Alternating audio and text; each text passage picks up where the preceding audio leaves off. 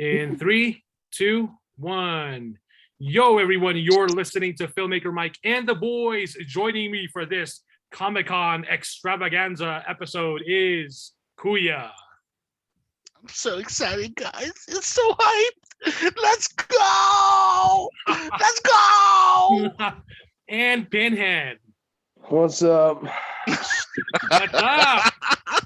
So San Diego Comic-Con has officially ended as of today, Sunday, July 24. I'm sure everyone is now either on their way home or packing their things as they get ready to leave the city of San Diego. They got their head in the toilet right now. So the biggest, obviously now, by the time people are listening to this or watching this, of course, I'm sure people will have already seen or at least heard the big announcements from yesterday. We're going to kick things off with Marvel, as expected, and as highly anticipated. The teaser for Black Panther, Wakanda Forever, was finally released. I was thinking they were going to release it at least in front of Thor, Love and Thunder, which I have not seen yet, but I understand now why they waited for Comic-Con. I see what they did, what their strategy was. Yeah, so I understand. understand. Thor 4 sucked balls. That's what. Well, I don't know. I haven't seen it yet, so you know. They didn't want to be. They didn't want to put like a culturally important fucking movie in front of actually, a piece of shit. So if you guys haven't heard, this is credit to Straw Hat Goofy.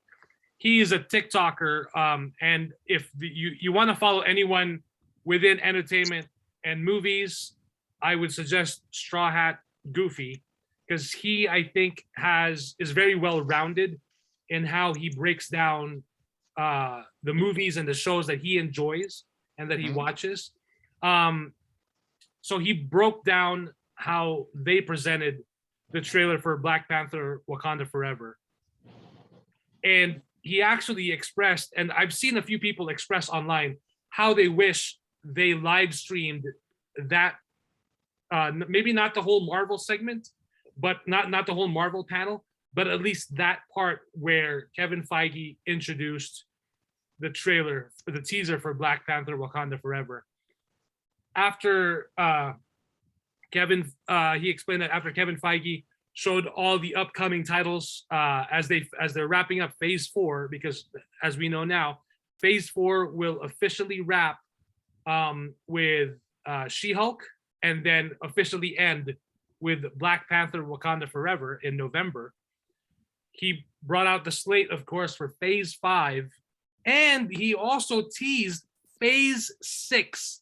So we have movies all the way until 2026 that are set. And believe it or not, everything that they laid out, I think the only thing that is behind is Armor Wars, that there was nowhere to be seen. But according to a source I read online, they spoke to the writer. Armor Wars is still happening, so we'll probably get D23, the Disney convention, is I think in August or September. I think it's September. That's coming up, so I'm sure there's going to be more announcements for Marvel, Disney, Star Wars, and all these other properties. Any Disney property, more announcements there. So I'm sure they're saving other stuff to announce there. But anyway, Straw Hat Goofy explained that after Kevin Feige showed the slate and explained it and basically showed the timeline of shows and movies that are coming up, he mentioned, like, we've talked about the past, we've talked about the future, now let's talk about forever. The lights dimmed and there was actual performers, musicians who perform music from essentially Wakandan theme music. And as Straw Hat Goofy's explaining, he was actually getting emotional because, of course, when Black Panther was released in 2018, it actually felt like a big event. It was a big event. And so when then after the band played the music, they introduced the trailer, and of course everyone just lost it. I watched the trailer yesterday, and then the first time I saw it, I was like, wow. The first thing that came to my mind was there were no dumbass jokes. It was very powerful. All the imagery that I was seeing was very powerful and very epic. And the last time I recall feeling this excitement for seeing and getting excited to see a Marvel movie was for Infinity War and Endgame. For me personally, that was the last time. I've enjoyed most of the Phase 4 stuff. I've enjoyed most of the stuff, but nothing to where I got really excited and actually emotional. Now, the second time I watched the trailer, when I showed it to Julie and I listened to that song, it hit me even harder. And now I can't listen. I've been listening to that trailer music and that arrangement and even watching it again. It actually is, it hits me every time. So I'm calling it now, for me personally, out of everything from Phase 4, this is my most anticipated film just from seeing the teaser. And I think this one, like the first Black Panther, which I really enjoyed and absolutely loved, this one will have the most emotional payoff for me in a sense. And it's not just because, of course, we lost Chadwick, but man, just the way that trailer starts, you just feel the loss, and like it's like it's hard to ignore and just avoid. Like they're showing it in, we're not sure how they're going to explain his death in the universe, in the cinematic universe. But I was also going through a rough day yesterday, so the first time I saw the trailer, I was like, oh, that's awesome. But the second time, again, when I was listening to the music and the words, it just hit me harder. And I was just like, wow, that's actually really powerful. So out of everything that came out yesterday, I can honestly say Black Panther Wakanda Forever is my most anticipated movie now for the rest of the year. Now that I'm really looking forward to seeing. And just seeing also the social media responses from everyone else and how everyone is mostly getting emotional seeing that trailer and that teaser, and just the way it was presented, it really reminded me of what peak Marvel can be without having to dumb it down, with no dumbass jokes and just telling a story. And I don't mind the humor. I really don't mind the humor here and there. I mean, I get it. Sometimes they'll put it in a trailer, but you can understand what Ryan Coogler. I'm trying to see what Ryan Coogler did with this teaser. And I forgot to mention, after they showed the trailer, the cast and Ryan Coogler even explained when he first showed Chadwick Boseman the first trailer for the first Black Panther, he just felt Chadwick, like, I think, clasping his hands, and he felt like his hands, how big it was and how excited he was from just clasping hands with him. And Ryan Coogler even mentioned, like, when he was at Hall H last night, he could feel Chadwick's hands right on his shoulder as he was about to, as they were about to share the trailer. After they played the trailer for the first time, the cast got emotional and they all group hugged each other. And then they played it again for everyone to see. So I was just like, wow, that's really something. It's really powerful. And again, out of everything yesterday, that's what really got me. So I'm really excited for that. Everything else was exciting as far as the other announcements, but I want to hear from you guys real quick what you guys' thoughts were on the teaser for Black Panther Wakanda Forever. Kuya? I saw it like 7 times, man. And much as I fucking hate Marvel, you're absolutely right. When Marvel does it right, it's beautiful. when I first saw Iron Man fly, and he destroyed that tank in the trailer. I was like, okay. When I saw Captain America for the first time, I was like, okay. When I saw Mjolnir and Thor for the first time, I was like, okay. You know, when I saw Black Panther, when it first came out, I was like, yeah, this is Chadwick's role. It's his. It'll never. Like when I saw him in Civil War, I was like, it's his. It'll never be anybody else's. When he died, I was like, they can replace him, whatever. It's fine. They can CGI him. They can do whatever. It's fine. What they did with the trailer is more of a homage. It was a tribute. The fact that they combined No Woman No Cry and We Gonna Be Alright by Kendrick Lamar. No Woman No Cry by Bob Marley, and We're Gonna Be Alright by Kendrick Lamar was fucking amazing. Because everybody was worried about this franchise. This particular part of the MCU was like, what's gonna happen? The most important person in the movie is dead. What are we gonna do? Like we were all worried about it. Like fuck, I was joking around about like the Namor character being of Latin American descent now instead of Atlantean or So Roman. now or that you whatever. bring him up, I wanted to ask you, what do you think just looking at him and his presence on screen? What do you think? Are we eating crow? Huh? Are we eating crow? Again, I'm very biased because I love Submariner. I love Namor. He's one of my favorite guys. Based on what he looked like as like the fucking like sea dragon god or whatever the hell he was, I was like, Yeah. okay, Yeah. I like where they're going with this. I thought he was gonna be buffer. No lie. When I saw the back, I was just like, yeah, but then when I found out he was from the hood, I was like, okay, and then Yes. he's hood buff. He's hood buff. So, but I told you guys, I saw this fucking trailer 7 times. I've never seen, I've never done that to any trailer since I think Zach the Snyder Justice Cut. Snyder Cut. Yeah, Yeah. that was the last time I've seen the trailer multiple times. Um, I'm looking forward to this fucking movie, and what I truly hope, because they made such a beautiful trailer.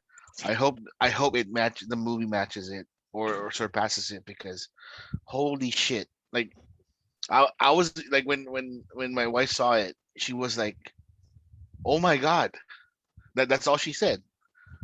And I was like, it's coming out in November, and it's already set. We're gonna watch it. Like we made a point after Infinity War that we're gonna decide on whether we're gonna watch, if it's worth to watch a Marvel movie on the big screen, because it's for us, like we're getting tired of it. You know what I mean? Like, but this was something different. Like I told you guys before, Black Panther for me was a totally different fucking movie. It wasn't a Marvel movie for me. It was something else. It was more.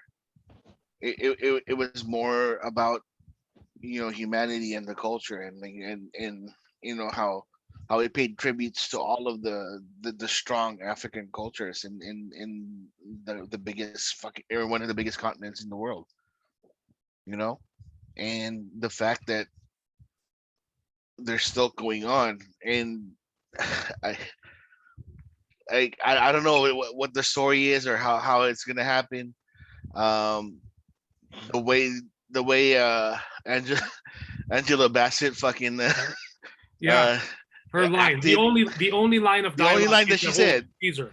it sounded like, I don't know. I was like, holy shit! Like she's gonna wage war against the whole entire universe. So It's gut wrenching whenever I hear it. Like you can yeah, hear the pain as a mother for her, who lost her husband, who lost her son, but then they're making memes, of course, that Yeah, Shuri's still there. Like, yeah. hello, like, mom, I'm here.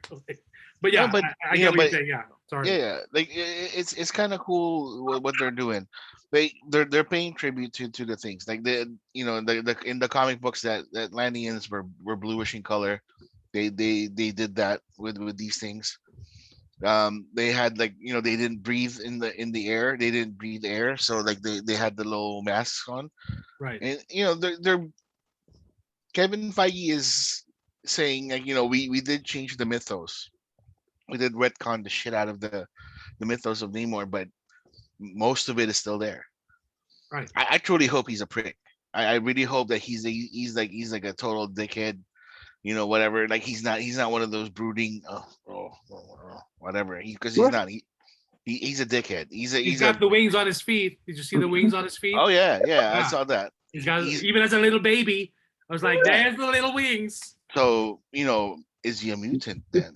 Oh, I'm sure, like when that was screened at Hall H, the fans were like, "Yes, screen accurate, comic book." no, I'm pretty sure people wouldn't like. They were like this. Oh my god, fucking! Oh, he has wings. What the fuck are those wings or gills? Are those fins? Or is he gonna swim faster now? Blah blah blah.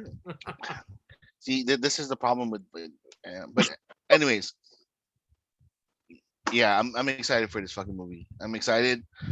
It's not gonna be it's not the most excited movie, or it's not the most I'm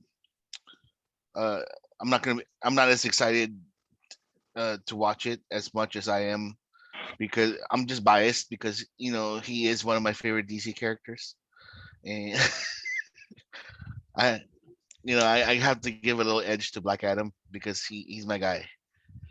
Even though it's The Rock, and like I was just like, but I'm a Black Adam guy, so we'll see, we'll see what happens. More than Namor, or I wonder, is it gonna be Namor or Namor, or how are they gonna pronounce it on screen? They better say Namor. They better say Namor. Namor. Yeah. They better say Namor. Namor, or I heard the jokes now, so it's not Namor, it's Ramon. Ramon. Just because he's a Roman or something like that. So I wanted to add real quick, Tenoch Huerta, who plays Namor, Yeah. or Namor. Namor. When he actually spoke at Hall H, he was really down to earth. He was very humbled. That again, like he explained, like a kid who grew up in the hood, is now representing, and I was like, that's powerful, because that's why, like when I saw him, and I was like, I'm like, what the fuck is wrong with his back? He didn't work out. What the hell? But then when I found out he was from the hood, I'm like, all right, he's pretty hood, okay. Like you don't see the buff guys be the tough guys in the hood. It's always those the little whatever out of shape guys that are the tough ones. You know what I mean? Yep. But I'm excited. I saw Wakanda flooded.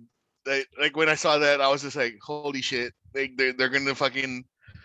It is gonna be like a holy war, Wakanda versus Atlantis. So I don't know what happened. I truly hope they do it right. So. And I love the title reveal. It's not screaming, because we're used to hearing it being screamed, Wakanda forever. It's Wakanda forever, and it's a female voice too. So I thought that was beautiful. All the strong Black queens, as Pinhead likes to say, really represented well in this teaser. So I was like, I'm surprised. Like if Pinhead didn't get like the most massive boner he's ever had. Yeah. So let's hear now from Pinhead. Seeing all the queens. I'm curious to hear from Pinhead. Let's see how it goes. Well, that's three. So, I have to be. I'm happy to make Brad happy. I gave 0 fucks about this trailer. I didn't care. I felt nothing from this. I don't give a fuck about this movie. I'm not gonna go see it.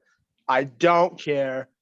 A big portion. It's not their fault, but The only reason why I saw the first one in the first place is because I love Chadwick and I love Ryan Coogler. One of those is out now, so now I don't care. It's good to see Riri being introduced into the MCU finally. It Mhm. should have been done a little bit ago, to be honest. I mean, I would have struck on that after Endgame, but I'm not Kevin Instead of Black Feige. Widow. Exactly, but I'm not Kevin Feige, so I don't make these decisions. But I gave zero fucks about this. I get it. There's gonna be the ghosts of Chadwick Boseman. Like we could have recast him. We could have done this. Because Black Panther's obviously gonna be in there. A form of T'Challa will be in there because we see it in the fucking trailer. I don't care because most of the movie will be calling back to the ghost of Chadwick Boseman's character. You even, like you guys said, with Angela, her character might be the one that starts a whole fucking war with him. I don't know. I don't care. I just don't care. I'm over Marvel. I've had enough of Fievel. I don't care. They could have put in hymns from the Lord above. They could have put in Marilyn Manson. They could have put in Slayer. They could have put in, they could have gotten the Zimbutu African tribe from the continent of Africa and put it in there. I wouldn't have cared.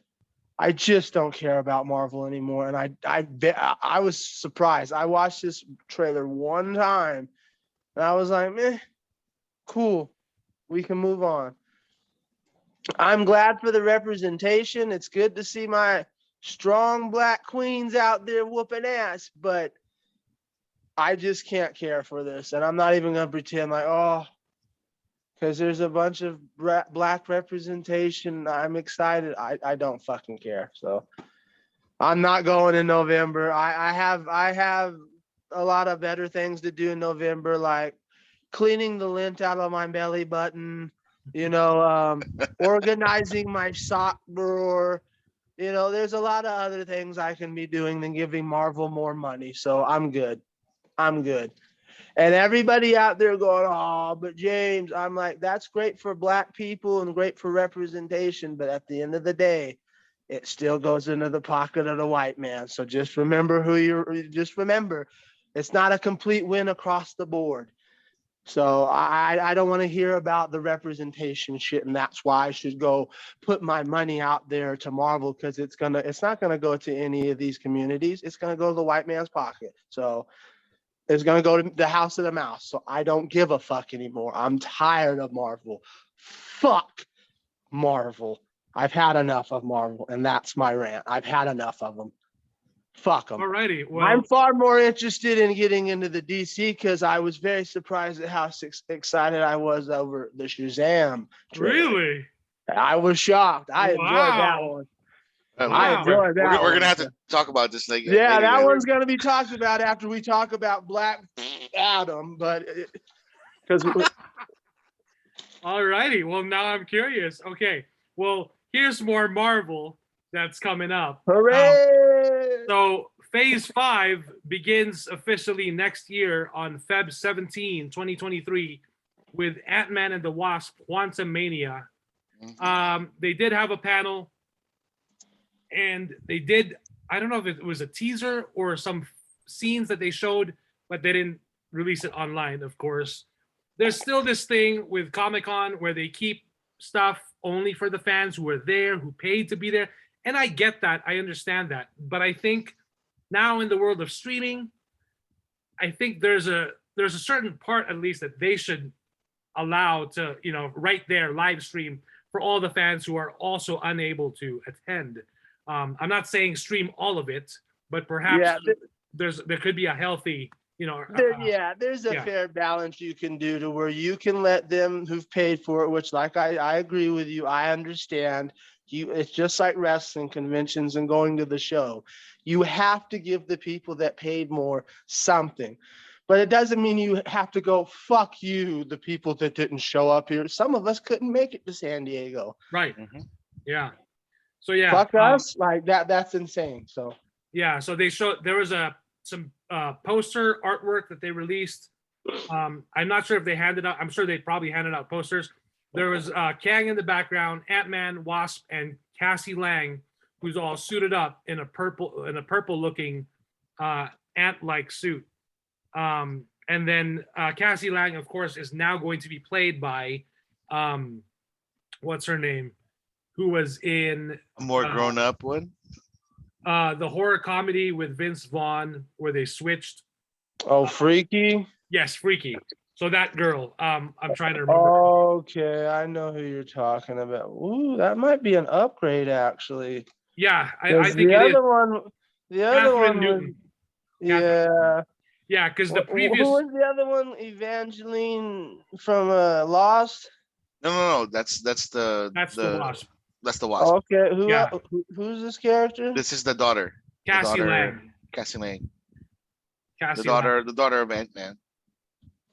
Oh, remember the 5 years- little remember 5 turd. years later? Yeah, I remember the little turd when they Yeah. made their little. Okay, But 'Cause 5 the- years later. is right? she 5 years gonna later. have like a significant part Yes. in this Yes. movie? Okay, Yeah, because 'cause I was she- gonna say to have that kind of casting upgrade, she better have a significant part. Otherwise, this means nothing. Yeah, Yeah, that's who I thought it was. Okay, well, she's suiting you're up growing because up now, huh? they are essentially assembling. They've already begun to assemble a version of the Young Avengers. So eventually, we're gonna see in some form, maybe a series, maybe a movie of the Young Avengers that they've. Who is she in the Young Avengers? The Mosquito? Yeah, probably. So next up, spring 2023, Secret Invasion. No wait, Mm-hmm. Mike, you forgot about the big reveal in the What? Ant-Man, Quantumania. What was the big reveal? MODOK is gonna be part of it too. Oh, that's right. Oh, MODOK will be part of it. yeah. They're saying, is it Bill Murray might be playing MODOK? Somebody No, please, fucking no. went online and asked who the fuck who the fuck is the Krang looking motherfucker? Oh, really? Yeah, I Krang. don't want Bill Nice. Murray playing Teledoc. Like, please. Well, Bill Murray's in the cast, if I'm not mistaken. And yeah. I want him to be the Watcher. I can see that. I'd rather have that. Like, really have. Okay. I can see Bill Murray to be the Watcher, or Eternity or something. I don't know. Okay, whatever. Yeah, so I guess they Krang? did. I know. That's They kind did of show a trailer. They did show a trailer to the fans there, but we didn't see anything online. Nothing released officially. So let's see. That'd be now that you bring that up, that'd be an interesting conversation between Krang and MODOK. I'll tell you. Yeah. I know. Two of the most arrogant assholes in No, but- the but- entire but- galaxy. But somebody said like, oh, why is Krang? I know, Like, I was get like, why, but just that you brought that subject up, I would love someone to come up with that animated short of Krang and fucking MODOK having a conversation. that would be fun. Whose intellect is far higher, you know? Yeah, and then so Secret Invasion is spring 2023, and then Guardians of the Galaxy. Not very far. Some of the cast was there. May 5th, 2023. Some of the cast was there, and of course James Gunn, and they showed some footage. They showed a sneak peek of Will Poulter as Adam Warlock, and they also show Chukwudi Iwuji, who played Peacemaker's boss, is also in Volume 3. He'll be playing the what was this? Hold on, let me see here. I'm not very familiar with the character's name. Oh, I'm sure- that twerp's gonna be Adam Warlock. Okay. Yeah, he's bulked up. So Chukwudi Iwuji will be playing the High Evolutionary. Okay. Are Interesting. you familiar with that character, Kuya? Yes, sir. Alrighty. So, and he was there. He showed up in costume as well. So that was pretty cool. Cool. That's cool. And then Yeah, it's very we interesting. have what everyone's waiting for, especially from this crew of this podcast, The Marvels, July 28th, 2023. And then Loki season 2, which is now currently filming, will hit Disney Plus summer 2023. Echo also summer 2023. Blade will be hitting theaters November 3rd, 2023. Ooh, next November, some chopped sake. Ironheart will debut Disney Plus fall 2023. All right. Agatha, Coven of Chaos, winter 2023. God. This one was pretty exciting. Daredevil, Born Again, spring 2024. with 18 episodes, not guys. six, not 6, not 7, not 8, but 18 episodes. That means Oh, there'll be man. 20 minutes a pop with credits. Hopefully not.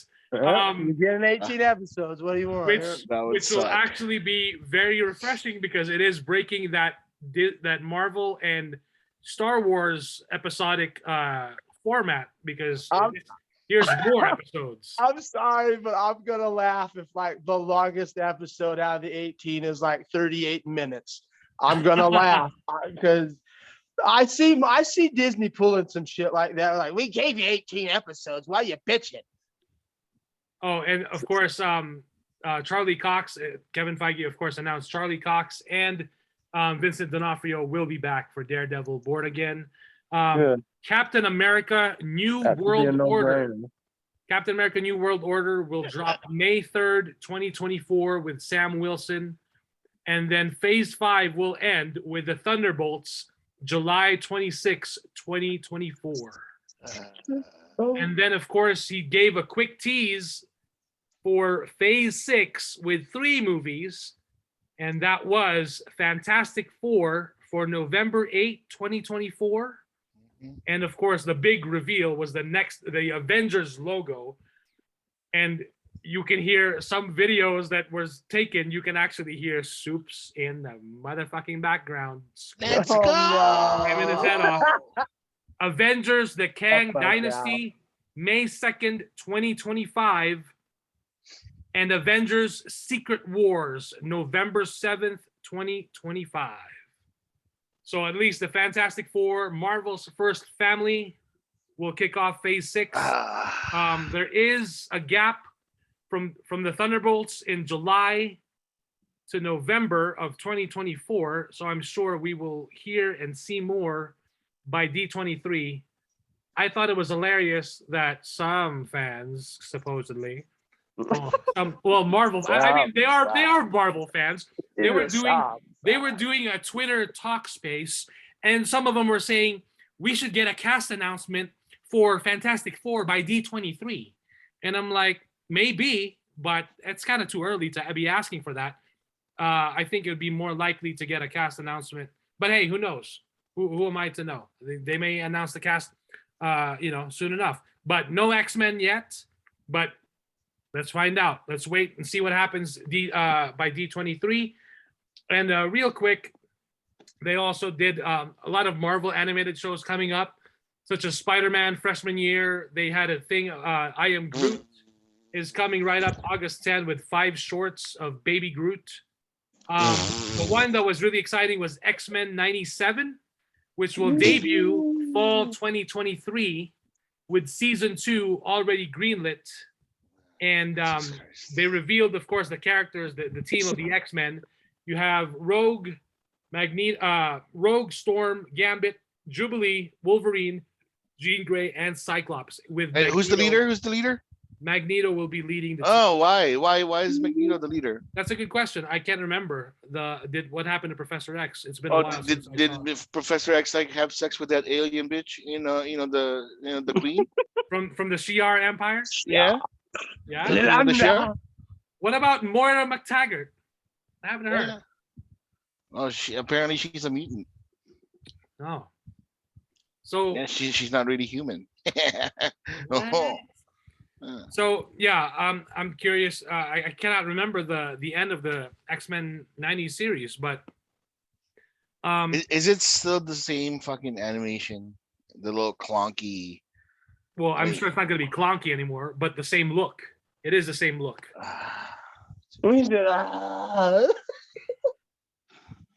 At least update the animation. God damn. Well, they're going to update the animation, but the same look. It's the same look of the characters. Is it the same like voice guy? Gene. Well, as long as they're still alive, right? Yeah, I think a Gene, lot oh of my them are God, coming Gene. back, from what I Yeah. heard. Gene. So, you know. Gene. Oh God. Jesus. Jesus Christ. So yeah. And then for the Spider-Man freshman year animated series, Daredevil will be there. Suppose it's not canon, which is weird. Daredevil will be there, and then Voiced by Harry Charlie Osborn. Cox, right? Harry Osborn will be there. I think Charlie Cox may be voicing him, but it's Yeah. not. It's not Tom It's Holland. it's it looks like the way the animation is. It looks like that. Remember that Spider-Man series? Crap. That From which one? There's a from the Yeah, night which no, from the one? I was gonna 90s, say from the the same thing. 90s, from the 90s. Oh, the yeah. Oh yeah, that was my jam. Yeah. But a lot of people were saying that it had a 60s Spider-Man animated look. To some Yeah, of the because it designs. was made in the 90s. So okay, sweet. Like, but it's the the early suit with the fucking little tank of web glue in his back because he doesn't have the technology yet, Yeah. and then he's gonna have the other suits and shit, and then Yep. But Scorpion's it's gonna look taking like place in the 60s. no, No, it's just inspired. The look is inspired from like. Because because I'm about ready to say there was no anything from the original 90s Fox Kids cartoon that inspired any look from the 60s. If you go on Disney Plus and watch that series now, it's very 90s, you can tell. Yeah, and I remember it had some of that early CGI. Yeah, that graphic. early shitty 90s CGI that you got from your first Windows 95 like the computer. VR stuff, But man, right? when I was watching it as a kid, I thought it was the coolest I shit ever. loved it when And I that was theme a song. kid, dude. That was awesome. So with the X-Men cartoon, man, that was the best. Yeah, it was a double feature for me. I'd watch the X-Men cartoon and then watch Spider-Man because now we don't have to mention the follow-up Spider-Man Unlimited, but the original was awesome, especially right. some of those voice actors, like the guy who played Wilson Fisk. He was great. Oh yeah, that was perfect casting. Like, so I don't know what Kuya's talking about. And with Toxic MJ from that 90s animated series. Oh Jesus! Like fucking drops herself from Spidey. Like, if you really love me, save me again. And then you have all these fans who are complaining like, Obi-Wan saved Leia twice. Well, like, look at fucking MJ from that 90s animated Spider-Man and tell me she ain't toxic. You know, toxic bitch. I know. So yeah, I'm sure there's way more Marvel stuff. Thanks to social media, Mike, looking through Twitter and Facebook. Mike, phase 6, is it phase 6, the one with the Avengers, right? Yes. So it's gonna be Avengers, then Fantastic Four, then the another Avengers. Nope. It is Fantastic Four that will kick off phase 6 on November 8th, 2024. Avengers, the Kang Dynasty on May 2nd, 2025. Okay. Avengers Secret Wars on November 7th, 2025. Okay, So, got it.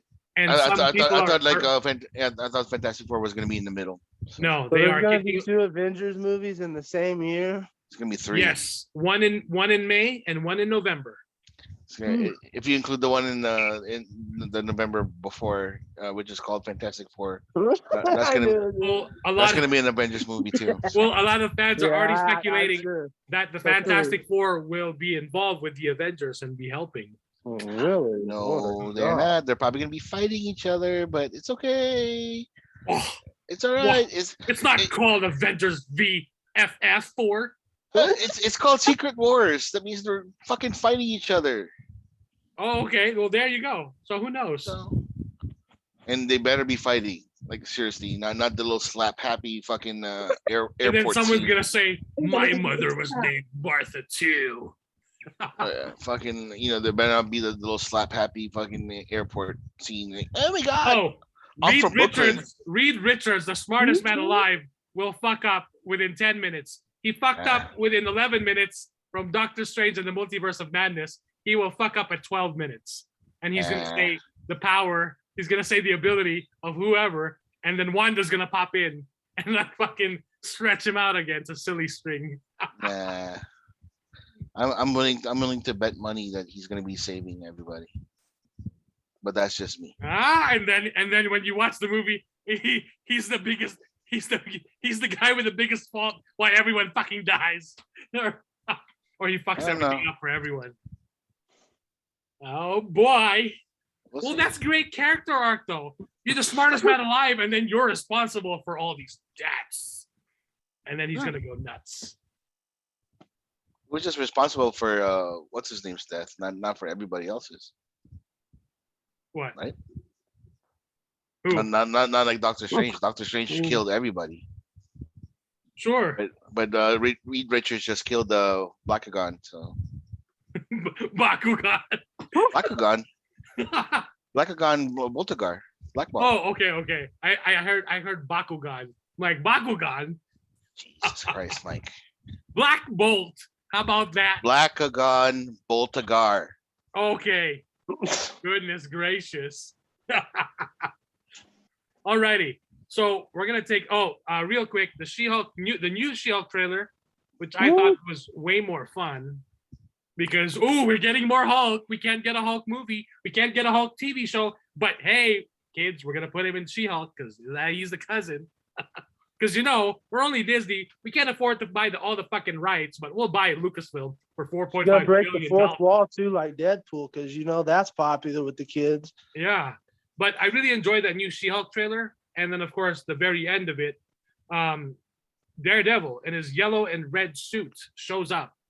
I mean, they don't bother to show his face, but they show him jumping and his hands as if we don't know who that is. I mean, can we just see his face? Or are you really gonna wait? Oh, you're really hyping it up for everyone. Be like, go watch She-Hulk, kids. Yep. Daredevil's Get gonna your be ass on the couch. Tell your parents, get that subscription going, because. Oh God. So I'm curious, is Daredevil gonna talk to her about lawyering? Maybe. In his suit, it's gonna be like, maybe they'll fuck. Hey, who knows? This is how you be a good superhero lawyer. But I also like that. What's his name is back as Abomination. What's his name?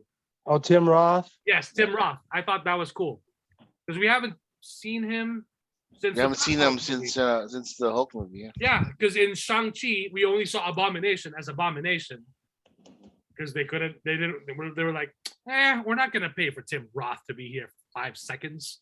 Just fucking show him as, and they pulled that shit too with X-Men, with Colossus. I think it was the third. Yeah, they didn't show the actor in his human form. He was just always Colossus. I'm like, oh yeah, okay, yeah. You guys trying to get away with that shit, huh?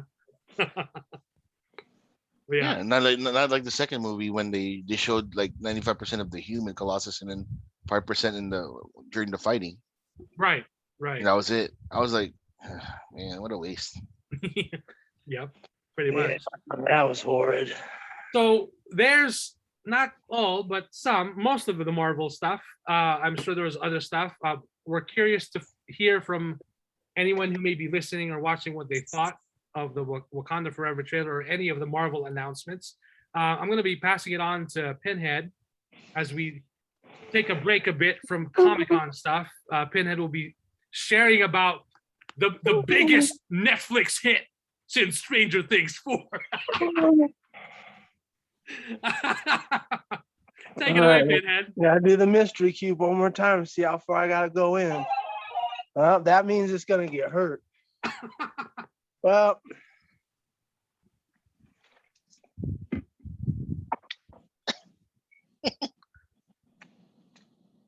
this show was fucking horrid. I don't understand why it is so hard for people to figure out Resident Evil. We're not talking about Foundation from Isaac Asimov or Frank Herbert's Dune. We're not even talking about some complex fucking DC and some Marvel storylines. This is as simple as it gets, and they cannot figure it the fuck out. So this proves positive to me that the Metal Gear movie will be fucking grot. Because that's harder to figure out than Resident Evil. Oh, God, I hate this fucking show. Hold on, sorry to interrupt. the guys making the guys that made the Resident Evil short is making Metal Gear? No, this video game shit actually, because I was excited about the Metal Gear show because after what happened with Sonic, but after seeing this, we're going 10 steps backwards with the video game adaptations Okay, again. That's the okay. only reason why I bring up Metal Gear, Okay. because Metal Gear is happening. Whether we like it or not, Metal Gear will happen. And it's going to be fucking horde because we can't figure out Resident Evil. When you can take a great actor like Lance Reddick and really run him into the ground, you're a next level talented, like you're the Picasso of fucking up. You're the Rembrandt of screwing shit up. The basic plot synopsis, and I'm not going to say too much because I know there's some people that haven't seen all this yet, and why you'd want to watch this. I watched all 8 episodes, I know. But why you'd want to watch 8 episodes of this shit, I don't know. But I'm gonna tiptoe very lightly through what this is about and why it fucking blows. The ratio right now is an IMDb rating of a 3.7 out of 10. So, and I heard some, nut job, and everybody's opinion, you're entitled to yours, but they said this is the greatest show to come out of Netflix since this first season of Stranger Things. Please send that whatever you're smoking this way to Reno, because I'd sure like to try some of that, because that is not only, it's not a bold statement, it's a recklessly stupid statement to make, because the first season of Stranger Things was well written. This is not. The basic synopsis of this bullshit is 3 decades after the discovery of the T virus, and this is a shitty synopsis. I don't understand, because this is not what this show is, but we'll go over the synopsis. This is the synopsis they give you. This is not what you get in the show, but okay. Nearly 3 decades after the discovery of the T virus, an outbreak reveals that the Umbrella Corporation's dark secrets based on the horror franchise. And these idiots, who the showrunners of this show, Buck and Fuck, whatever their names are, they said that this is the truest adaptation of Resident Evil anyone could have ever made. Wrong. Video game is. Wrong. You need your heads examined. And that synopsis has nothing to do with what you get in the show. The show is actually about Wesker's legacy. And I didn't even care that they changed, because at first when they said, well, we're making Wesker black, I'm like, okay, whatever. And then when they said who they were getting to play him, I went, oh, this might have promise. Then I saw what they did with it. The story is basically about Wesker trying to find a cure for himself to become an ultimate god, and he uses his 2 fucking daughters to do it. And it makes no sense, because they take remember berries from this game, and this game, and put them in here where they don't belong.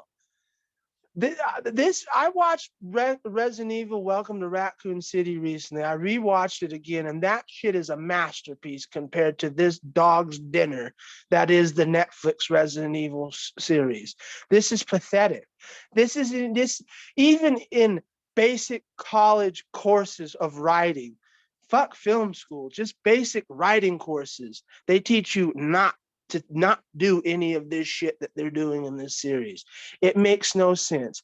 In one instance, we're supposed to believe that these 2 girls are connected by a solid bond because there's blood sisters. Technically they are, because of DNA and how he fucked with it. And then toward the end of the series, fuck you, bitch. But then right before the series is over, forever together forever. You guys can't figure out basic fundamentals of story development and character arc. I don't understand how this could. It's a story about monsters, mutant maggots, and zombies. How hard and evil, vicious dogs that and eat you. How hard can this be? You guys make this too difficult. And now we go to the Paul W.S. Anderson. They're masterpieces compared to this. He made Shakespeare. He made literal William Shakespeare compared to this fucking dog's dinner that should be shot not only out of the Earth's atmosphere, but straight past Mars. Send it to a fucking oxygen planet where you are deprived of oxygen so it can never breathe again. And I'm being told that there might be a second season. There's conflicting reports because it's getting a greenlit for a second season. And there's other people's, especially executives in Netflix, who are like, hold the harvest, especially after we just lost this shit ton of subscribers recently. Maybe a season 2 ain't so good because it's already been dethroned by something that's already been out for weeks. So this shit's garbage. And if you want to waste your time with it, and this is worse than Halo, folks, because at least the guy who runs the show of Halo said, I am not making Halo for you. Fuck you, fans. I'm making what I want. You don't like it, suck my dick. I can respect that to a point because at least he's telling you what these guys had the fucking balls to say that they were making a true to life, closest adaptation to Resident Evil that would make not only new people be able to come into the fray, but diehard Resident Evil fans happy. You failed tremendously. If we were giving Olympic awards out for fuck ups, you would get every fucking medal, the gold, the bronze, and the fucking silver, because you dusted the competition at fucking up. This is a 3 out of 10 at best, and that's just because they had Lance in it. Fuck Netflix and fuck Resident Evil. This show is so fucking brain dead stupid. I don't understand it. Fuck this series. And Dan, if you're out there, I haven't heard from you in a while, buddy. I know this hurt your heart, boy, because this takes guys like Dan, pulls down their pants and squashes their fucking balls like grapes, and it still has the audacity to ask them to say, thank you, may I have more for it. This is pathetic. And you guys are the professionals. You should be as Vince McMahon once said, you should all be you're all fired. You should all be fired. You should all be given Das Boot out the fucking Netflix studio door because you're incompetent. That's my review. Fuck them. That's what I'm not even giving them a score. I'm giving them a fuck them out of 10. Fuck them. There you go. There you go. That's my new score. Fuck them out of 10. The squashing balls like grapes is so graphic. Jeez. Well, that's what they did. They have no respect. No respect. And less respect than the Halo guy, because at least I said the Halo showrunner, at least he came out the gate saying, go fuck yourself. I respect. Fine. Yeah. At least you're being honest out the gate instead of going, yeah, we're doing it for the fans. And then you at the end of the day are saying the same thing. Go fuck yourself. You're pussies. Like, get out of my face. I don't want to waste my time with your grot, you pieces of garbage. That's got to be the lowest rating I've ever heard you give. It's that's the rating. 1. It's not a 0. It's a fuck them out of 10. Out of 10. Yeah, fuck them out of 10. Fuck them out of 10. Wow. Pieces of shit. You know that the thing when you highlight something on Netflix and then it shows you like a piece of like a scene. Yeah. When I passed through the fucking Resident Evil series, it showed it, right? I just looked at it, and then I was like, man, Pinhead's gonna fucking hate this motherfucker.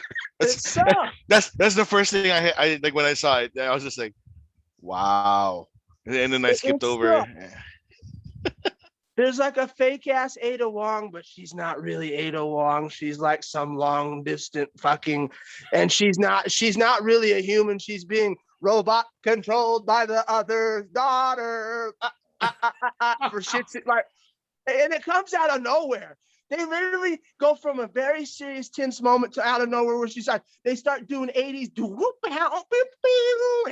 like she's dancing. I'm like, oh yeah, by the way, she's just a random important tidbit of the show. She's just been controlled this whole time. I'm running the show. It's like, God, basic narrative 101. A third grader could have done better jobs than that. The third grader would have came up to you and go, "Hey, stupid, that's not how you write stories," and walked on. That's why I say I'm keeping my score. Fuck them out of 10, and you're lucky to get that. Mhm. You're all fired. You're all fired. All righty. You're all now, fired out of 10. moving on to Halloween Ends. Oh God. Ends? Here's the next Question one. mark. So there's a the reason why exactly the reason why we got to bring this up is because at first I thought this was a fucking troll, and then for the last 3 or 4 days I've actually put some research into this, and this is going to further consume the reason of why I hate fucking Jason Blum. I hate him more than Jonathan Cena. I'll go on record and say that 100. I hate him 10 times more than John Cena. We got the trailer for Halloween's End.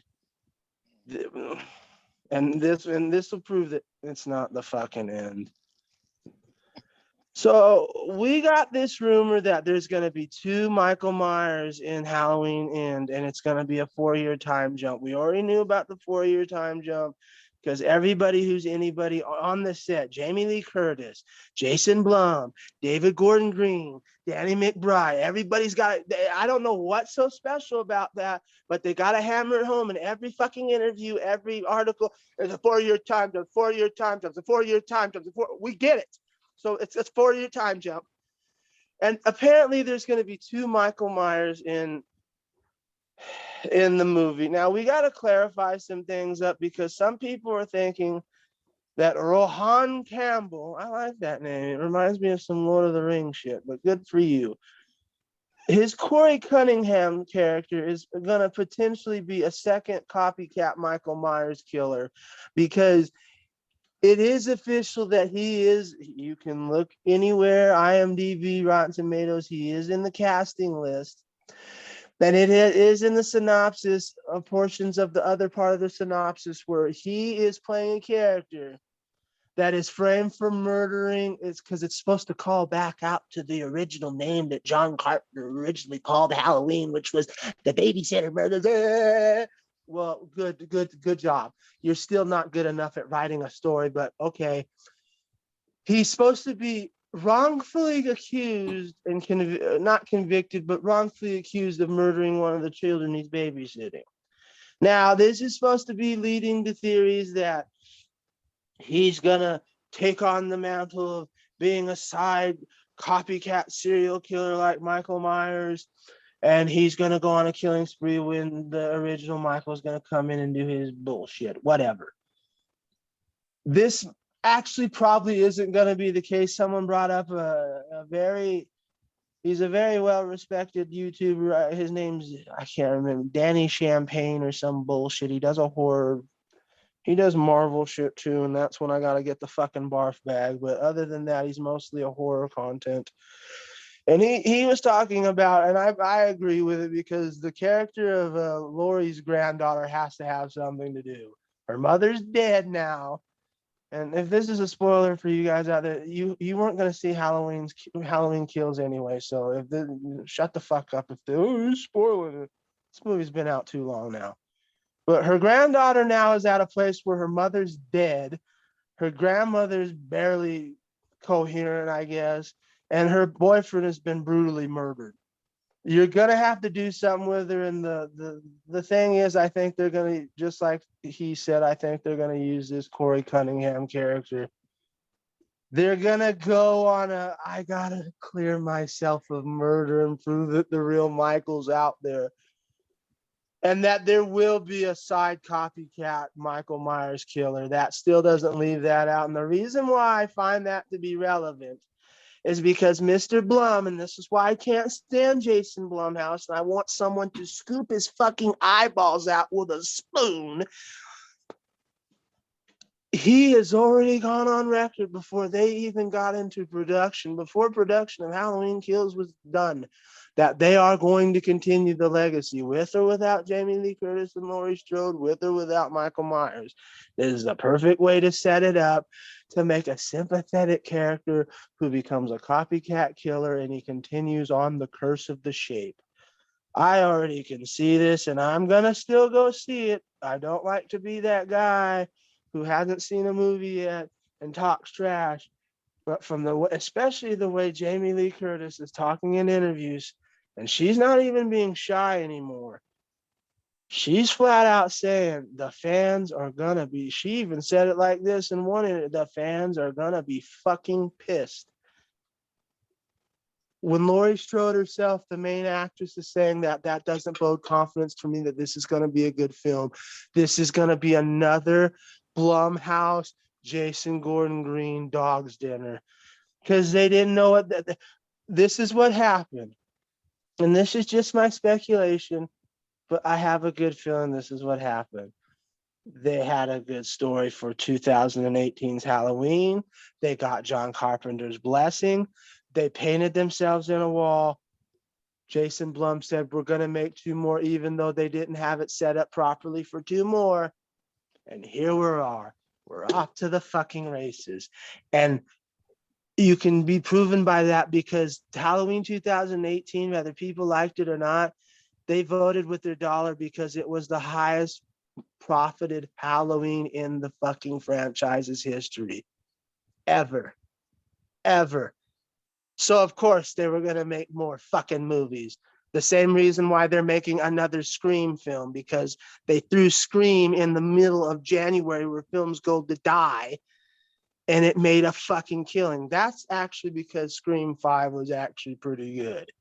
Wasn't perfect, but for all its flaws, at least it's going down a right path considering Halloween End is going to be fucking brought. So that's what I want to talk about, because there's a lot of people going, oh, I'm hearing there's 2 Michael Myers. Oh, I hear that Michael dies in the first 15 minutes. Oh, I hear no. I can debunk 100% from sources that I have heard from that are actually seeing the first screening. He does not die. And they're like, this isn't a spoiler. He does not die within the first 15 minutes, but without spoiling it for people that like myself who don't want it spoiled, there are going to be some decisions, especially if they keep the ones that they had in there after the reshoots. There are going to be decisions in there that are going to make you just put your hand over your fucking head and just go, why? I've been told there's going to be moments that's going to make you go, that's fantastic. It's some of the best shit we've seen in Halloween, but it's going to be a mess. And that's coming out from everyone who's gotten to see the screenings. As a matter of fact, we're on the Comic-Con tip. Some people have already gotten to see 2 movies at Comic-Con. One of them was this film. The other one was Prey. And the people and we're not talking about fucking company suits and shields and John Campias and Grace Randolph. We're talking about fans that somehow got in there and paid to get in there, that are diehard fans coming out saying that Prey is the best sequel that's ever been made, ever. And it's the best one since the original, which the bar's been lowered. And then the other side of the contention is with Halloween's End that they saw there on get ready. So I'll leave it at that, folks who like Halloween and those that are worried. Some of your worries have been debunked, but some of them have been added in with some new shit that if there's going to be 2 killers, this is just like Grandpa said in House of a Thousand Corpses, get me behind the wheel of that bitch. I'll show you driving. Like, you guys can't do this shit anymore. You're incompetent and inept. Get out of the way and let people that know what they're doing do it now.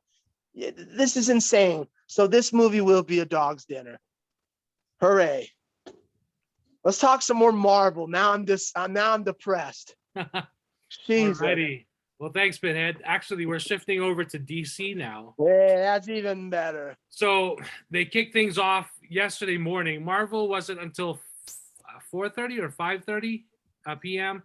DC started early in the morning, started earlier, like around 10:30 a.m. And they gave everyone, so a lot, you have to understand, so Hall H, for those who may not be familiar, at least as far as, I've never been to Comic-Con inside, but I've only heard stuff and I'm seeing stuff. Hall H can accommodate up to 6,000 people throughout each day. Friday, Saturday, and Sunday there are panels.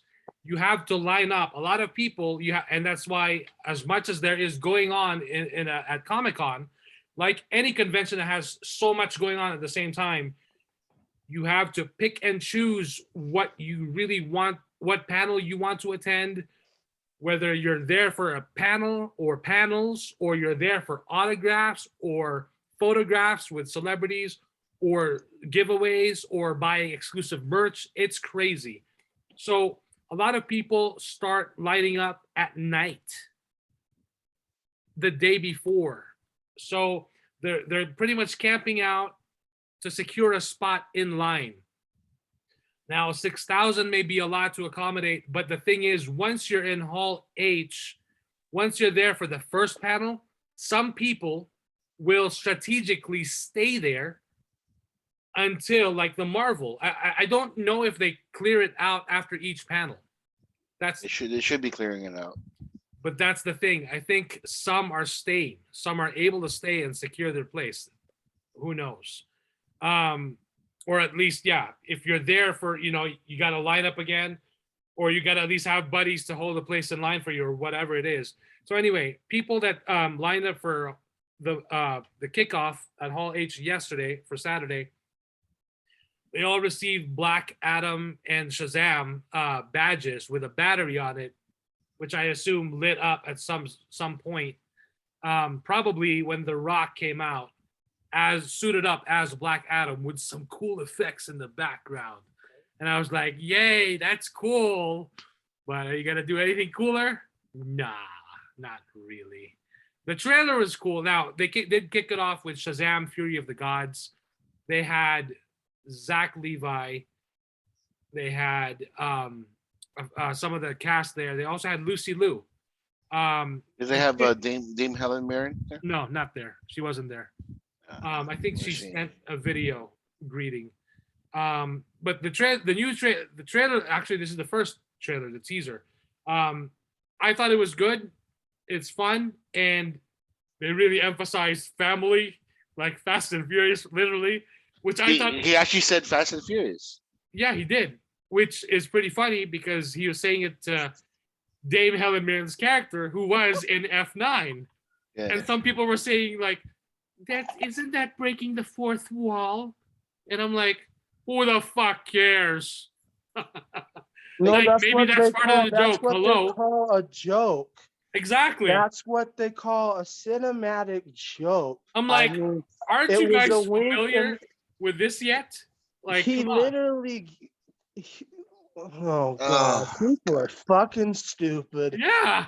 Just I'm when I like- think the bar can't be lowered for humanity's fucking stupidity, they prove me wrong. Now, I posted that I edited the clip. I just got that part where he says it. And I posted this on Fast and Furious Tuna Posting. That's a Facebook group for Fast and Furious fans. And that's like some of the first two comments. Like, isn't that breaking the fourth wall? Oh my! That's not even. I'm That's like- not even what the fucking fourth wall means. Exactly. It isn't. That's what I'm saying. Exactly. Like, that Fucking word like- doesn't mean what I think you guys think that means. Like, I- as You- You should have posted Jesus that. Christ. No, you should have posted up. You should have posted up the Inigo Montoya fucking Yeah, Princess Bride exactly. thing. That's what I was gonna say. As a wise man once said, like you should, because this is insanity. It's fucking stupid. It was a joke. It was a joke. And it clearly went over their heads. Oh, it went past the It went way moon. It way past over the heads. Like, Yeah, like, literally. it drove past. It zoomed by. It did. It fucking rocket shipped to past their fucking head. Because I'm like, really? I was just like, I just remained quiet. I'm like, there's no point in explaining to people. Yeah, exactly. I would have been in your same part. Usually I would have ran it, but I would have been in the same. But I just would have been quiet too, because there's no part arguing or talking to someone that's that much of Yeah. a fucking dollar. Hey, here, That's let like talking to drywall. let me send no. you guys something that it's a picture of something that would illustrate our frustration Jesus and their Christ. stupidity. Okay, hold on. But yeah, I I'll send it enjoyed to the you. trailer. I thought it was cool. I like the emphasis on Billy basically trying to hold everything together with the fam. Yeah, there. I'm sending it on our private chat. So, and then of course having Dame Helen Mirren in there and Lucy Yep. Liu. Yeah, that was Apparently, cool to see her again, boy. Woo. yeah. I love me apparent- some Lucy Apparently, Liu. if I'm not mistaken, Dame Helen Mirren's character and Lucy Liu are not exactly originated from the comics. They created these characters for the movie. I'm not sure who Rachel Ziegler is playing, but she's clearly playing some kind of super heroic character with powers or abilities. So, but other than that, I enjoyed the trailer. I thought it was cool. I like the fact that we're going to get Shazam 2 months exactly after Black Adam. That's pretty cool because Black Adam drops October 21st and Shazam Fury of the Gods drops December 21st. As far as Black Adam, I like the new trailer. It's cool. It shows how powerful Black Adam is. I'm questioning a bit how he can just easily do that at the end with fucking Hawkman, because Hawkman is pretty powerful, especially with his fucking hammer or With whatever. the nth metal. Yeah. So I'm like, it's the Rock. It's the Rock movie. well, It's yeah, the Rock that's the movie. thing. That's what I was gonna say. It's the The Rock's explanation decision. is I'm the Rock, bitch. Exactly. Nah. The Rock, Black with Adam that- is going to be more powerful. than the There's a Hawk. lot of there's a lot of instances in the comic books when especially what was that, World War III? I think that was the name of the series where the Trinity was gone. Batman, Superman, Wonder Woman were gone. Uh-huh. They were just gone for whatever reason, and for a whole entire year, Black Adam waged war against the world, and nobody could fucking stop him. So basically, that's basically what the World War was all about, and all that stuff. And he, all of these like super powered beings like the Atom and all of these fucking like super people, like they tried to stop him, and he just like flicked them, like like it's very surprising. Like, the descriptions of like how Shazam and Black Adam's powers are all strength of Hercules or strength of Solid, all that shit. No, it's basically their Superman knockoff. Let's just leave it at that. Just tell them like it's a different reiteration of Superman. Super strong, pretty overpowered. Okay, cool. We're there. That's basically what it is. But yeah, I mean, but That's I what don't I know. call a fucking cop out. And Yeah, what it what is. kind of it's a not I don't know if cringe is the right word. His delivery, The Rock's delivery in the world, and then he's the one saying it too. I just wish it was just words on the trailer and not the Black Adam actually saying it. The world needed a hero. Yeah, Got like me. it's And I'm like, really? It got me? Really? It got me? That's that the was best you actually a could come pretty up good with? imitation, I'll tell you, because it's not just that it's cringe, it's not necessary. He's over dramatic about it. It's like, we get you're the Rock, dude, but stop. Yeah. The world needed a hero. It's like, oh god. Yeah, So- what really bothers me is the "it got me." I'm like, could that just have been words on the trailer and not actually you saying it? That's so cringe, over bro. dramatic, like. But Yeah. I'm glad it happened because we wouldn't have gotten Mike's impersonation, and that was spot on. So I am glad that Wow. happened. Oh man. You Yeah. forgot the eyebrow raise though. Yeah, You know. exactly. That was the only problem. You didn't get the eyebrow raise in. And I don't know. I'm used to seeing Black Adam in animation and him having some kind of what's his where is he from again? Kandar. Kondak. Kandak. I was hoping The Rock would have a Kondak accent, but he doesn't. He doesn't even bother. Dude, like he was the Scorpion King, the Prince of Egypt and shit. Fuck Like the he Scorpion, didn't have not a the fucking. Scorpion King. Or at least He didn't even have an accent there. or at least, well, What about American fucking soldier of fortune Dutch from okay, you're comparing different things now. no, I'm talking about Black Adam. I'm talking about like accents. It's fine. It's not relevant. It's fine. Like Well- Dutch from Predator, portrayed by Arnold Schwarzenegger. He's very American, but he has a very thick ass Austrian Okay, accent. again, different character. But what I'm saying is, I know. at least maybe in the past, could he have had an accent? And then when he's in the present, oh, I lost my accent. I've adapted your normal, and maybe have a fourth wall joke where he sees The Rock himself on TV and he catches his accent. He'd be like, No. And not to try and start some shit, but seriously, this is why. Then this was one of my major concerns when I heard that he was being cast as Black Adam. I was like, okay, this is no longer going to be a story about Black Adam and DC. This is gonna be The Rock. This is now going to be a Rock movie that we have to cater around this and make it fit into The Rock's world. And I hate that shit. I like The Rock too, but fuck, when you're paid to be a fucking hired gun and do a job as a specific, especially beloved by a lot of people, comic book character, we need to curb the ego a little bit and get rid of the Rock show and make it more the Black Adam show, because that's what we're going to fucking see, not the Rock. right, and that's the thing. I don't mind The Rock with his other movies when he's himself. Neither do I. But for this one, I mean, he's been invested in this clearly because he's been working on this since what, 2008.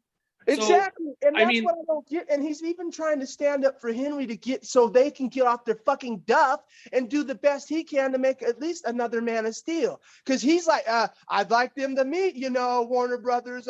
Get your head out of your ass. So I know he's passionate about it. It's just now it's the Rock show. Yeah, but that's why this trailer didn't impress me. I'll leave it at that, and then I'll let you guys go. This trailer didn't impress me because it gave me all the fears I had about. It's the Rock show. It's not a Black Adam movie. It's literally the Rock movie starring Black Adam. It might as well be that. With the accent, notwithstanding, it's basically avoiding the fucking thing that happened with Scarlet Witch. Fucking like in the first instance in one of the phases, she had like the thick ass whatever Sokovian accent, and then it was gone. Well, and then it came back, and then it's gone, and it came back, and it's gone. The reason why he didn't have an accent in this is because The Rock doesn't have to, because he's The Rock and he doesn't have to try. And I'll leave it at that. He doesn't have to have an accent because he's The Rock. He doesn't have to try and do any, acting. His job now. He's not in WWE. If this was the WWE, I would agree with you, Kuya, and said, the accent doesn't matter. You're a fucking actor now. Can you at least try? You get paid a lot of money for it. If the writer, if the producer, if the director says you don't need a fucking accent, and maybe he asked. He's like, hey. Maybe I doubt he asked because he's a producer of this movie. You never fucking know. Fuck that accent. Exactly. You never fucking know. The Rock. No, proving not my The Rock. point. The Rock doesn't ask. He tells you like it is. Exactly. He thinks the son of his action stars. You do it. It's just it's the decree.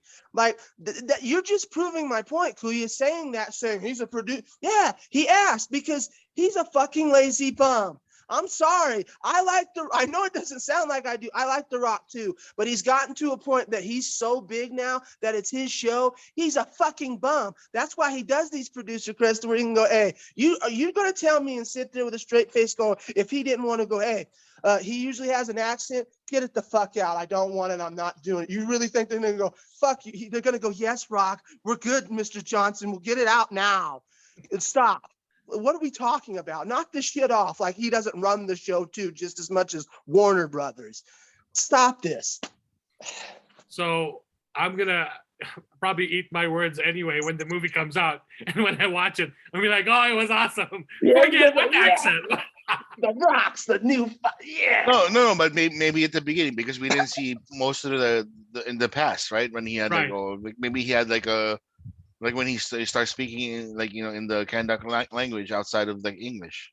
Right. Or maybe they'll compromise with you and give you like 2 sentences at the very end of the film. No, maybe maybe his superpowers include like fucking perfect English. I don't know. What the, like, Hey, that I'll buy. I'll buy it. That's what I'm saying. because I mean, Superman of all, English. Henry Cavill is British, That's what I'm saying.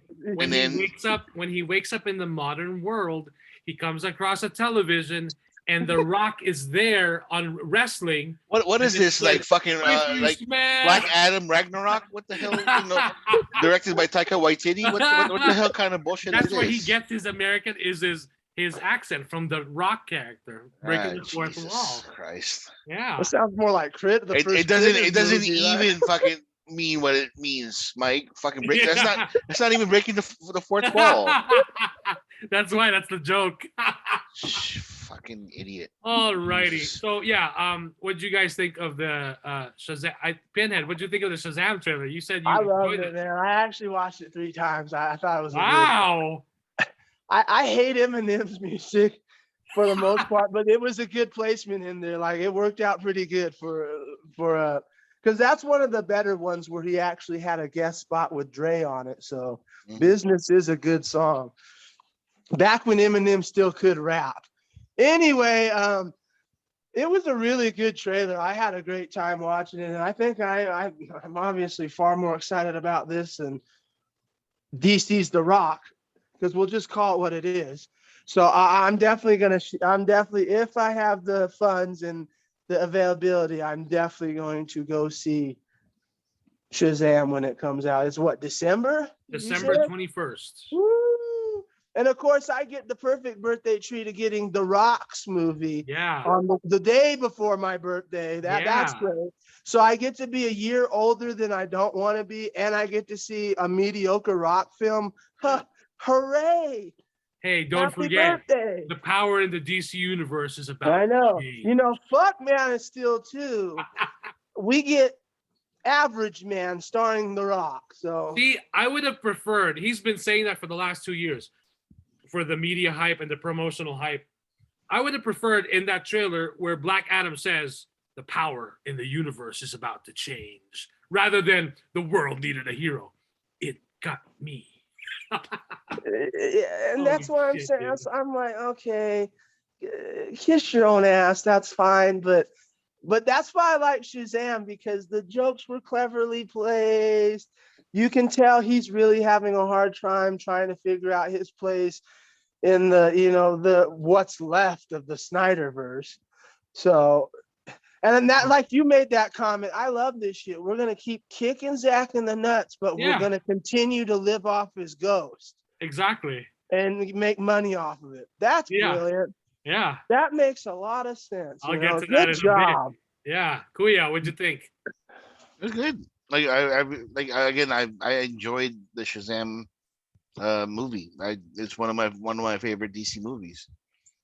Mine too, and I was surprised because when I first, not to interrupt you, but when I first heard about it, I'm like, this, because I hate Zachary. Yeah. Usually, when I saw, I was like, this. When I was like, this movie's gonna fucking blow. It was actually a pleasant surprise. Because Zachary is a man child, and so is Shazam. And exactly. So it's kind of a perfect role. Actually. Yeah. So he embraced the fucking role like as it is, because like he thinks like a child, he acts like a child, and there you go. And it just like having like serious actresses playing the bad guys also, and giving them a chance to be lighthearted in a sense, because they did.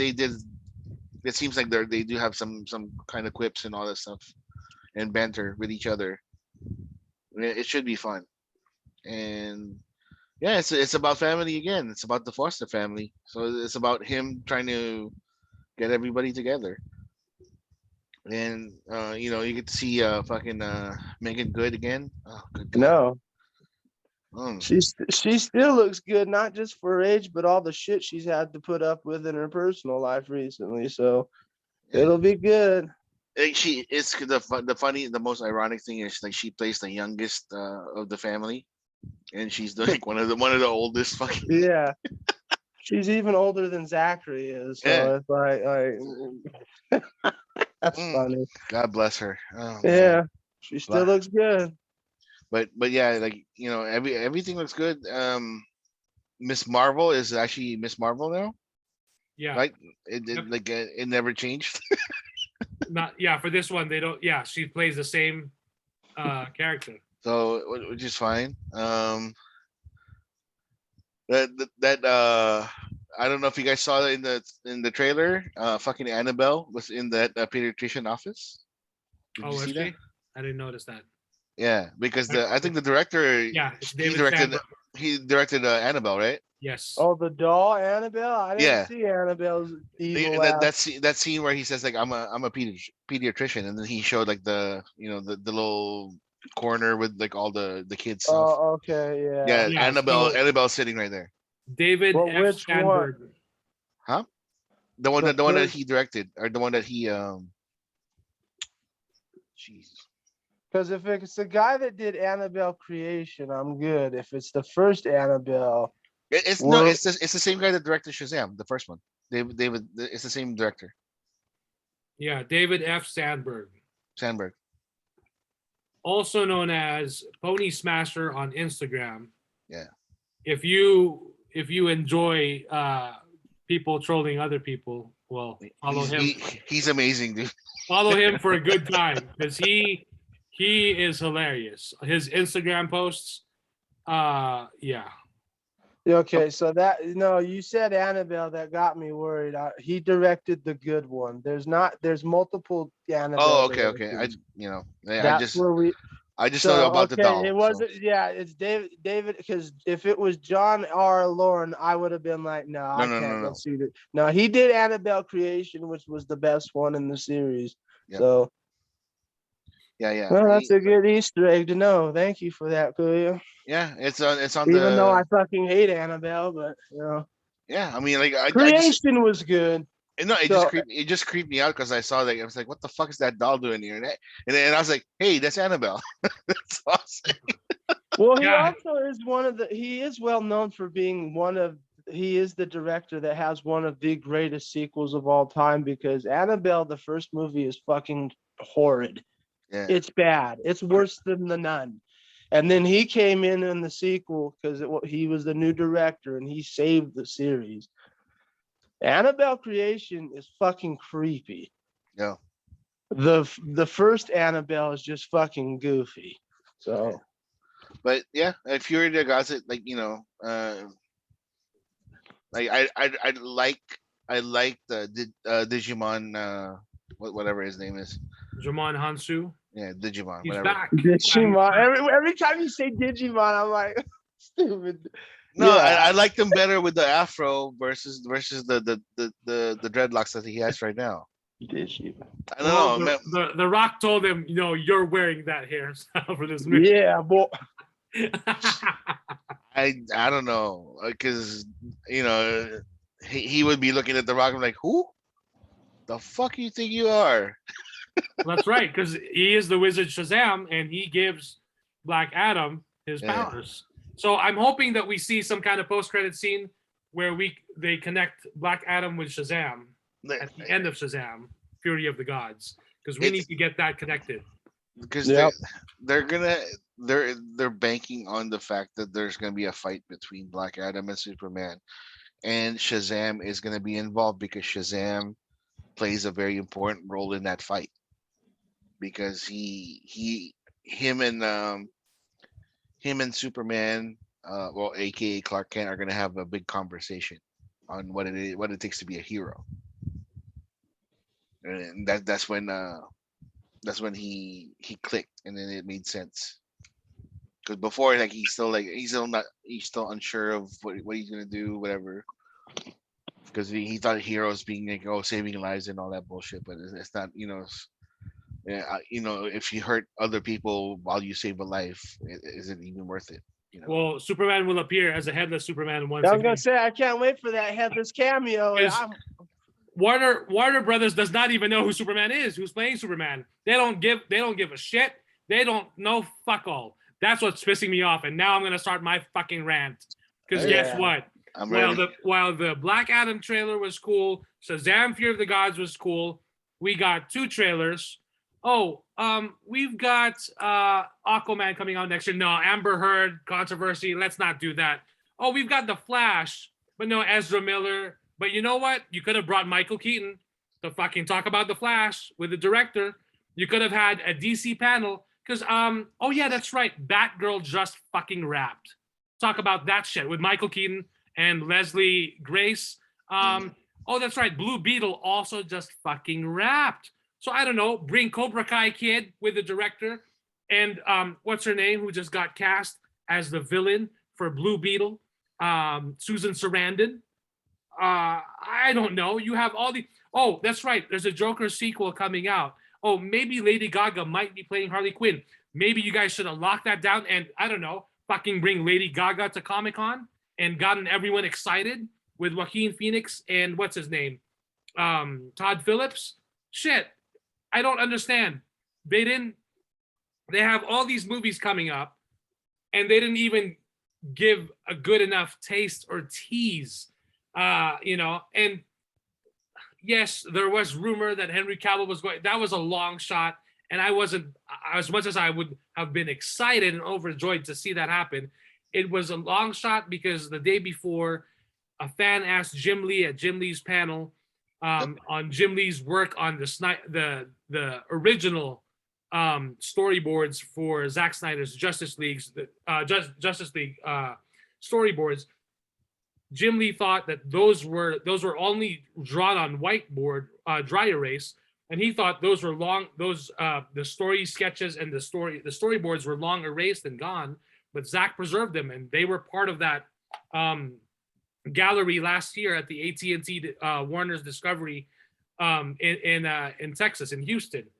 And a fan asked him about that, and then he pretty much, Jim Lee confirmed that the work on that the Snyder Cut is Zack's vision realized, and that's it. No more work is done. And of course, people still tried to speculate that, oh, that was done, and Zack already confirmed that he has something else planned. But of course, nothing happened, and that's fine.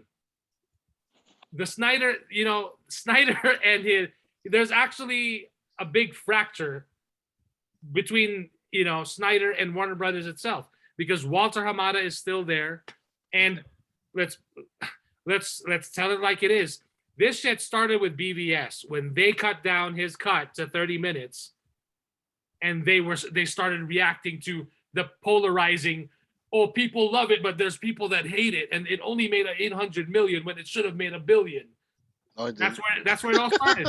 They fractured the relationship with Snyder, at that moment, and then they pulled that bullshit with Joss Whedon. Whether you like it or not, those are facts. So yes, it's a long shot for the Snyderverse to continue, and here we go with the trailer for Shazam: Fury of the Gods. Shazam is talking about The Flash. It's Ezra Miller's Flash. Aquaman. Hey, who casted Aquaman? Oh, that's right. He appeared in BVS, that movie we tried to butcher right from the get-go before Justice League. Oh, and it's Batfleck. Batman's Batfleck, and not just any shot. It's fucking the Batfleck shot from the Snyder Cut. But fuck Snyder and the Snyderverse, right? Like, fuck them. Like, good. Oh, and one of the kids from in the Shazam family, the Shazamily, before they transform as a group in that money shot moment, one of the kids is wearing a Zack Snyder Justice League AFSP shirt, which I have. The one that you have. Yes, one of them is wearing it. So that's David Sandberg's tribute to Snyder and saying like, hey, this is we still love you, and this is connected. Yeah. So it pisses me off that, yeah, that's something else, like that, whatever. That's a long shot. Henry Cavill is busy with The Witcher and all that stuff. And, who knows, maybe something may still happen down the road, but fuck that. Henry Cavill deserves more than just a cameo. He deserves a movie on his own. Everyone is clamoring for it. When the buzz was going around a few days ago, leading up to Comic-Con, that, oh my God, rumor is Henry Cavill will show up.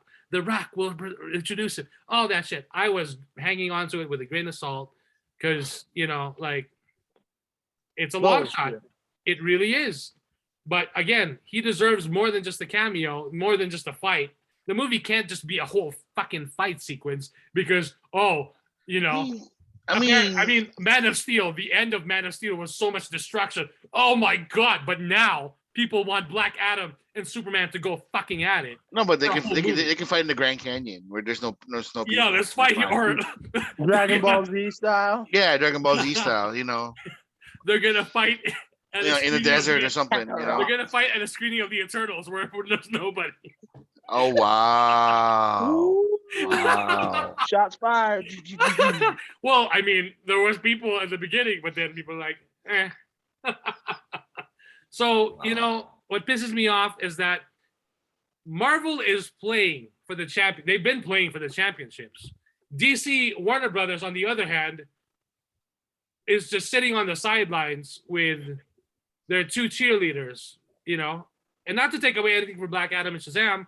I think they're great. It's exciting, but they could have come up with a whole panel of what is coming up from DC. Fucking Nightwing supposedly is in. Show me fucking concept sketches. Get people excited. You know how popular Nightwing is, and that movie's also been in production hell for the longest time. He's actually more popular than in certain circles. He's more popular than Superman and Batman. So, And he's one of the top selling comic books right now because of the writer. Yep. Is it Tom King? Yep. I mean, gee whiz.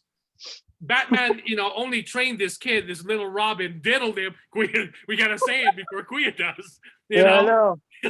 God. I'm just saying, you know, I'm just stating facts. Superman has even told Nightwing, "You're the best of us." Yep, that is true. And when you think about it, Nightwing is a better version of Batman without all that trauma. Because he's just, well, yeah, yes and no. I mean, yeah. I mean, without the, I mean, less trauma. I think it's more trauma because one, his parents died in front of him, and two, he got diddled. Bruce Wayne's parents didn't die in front of him?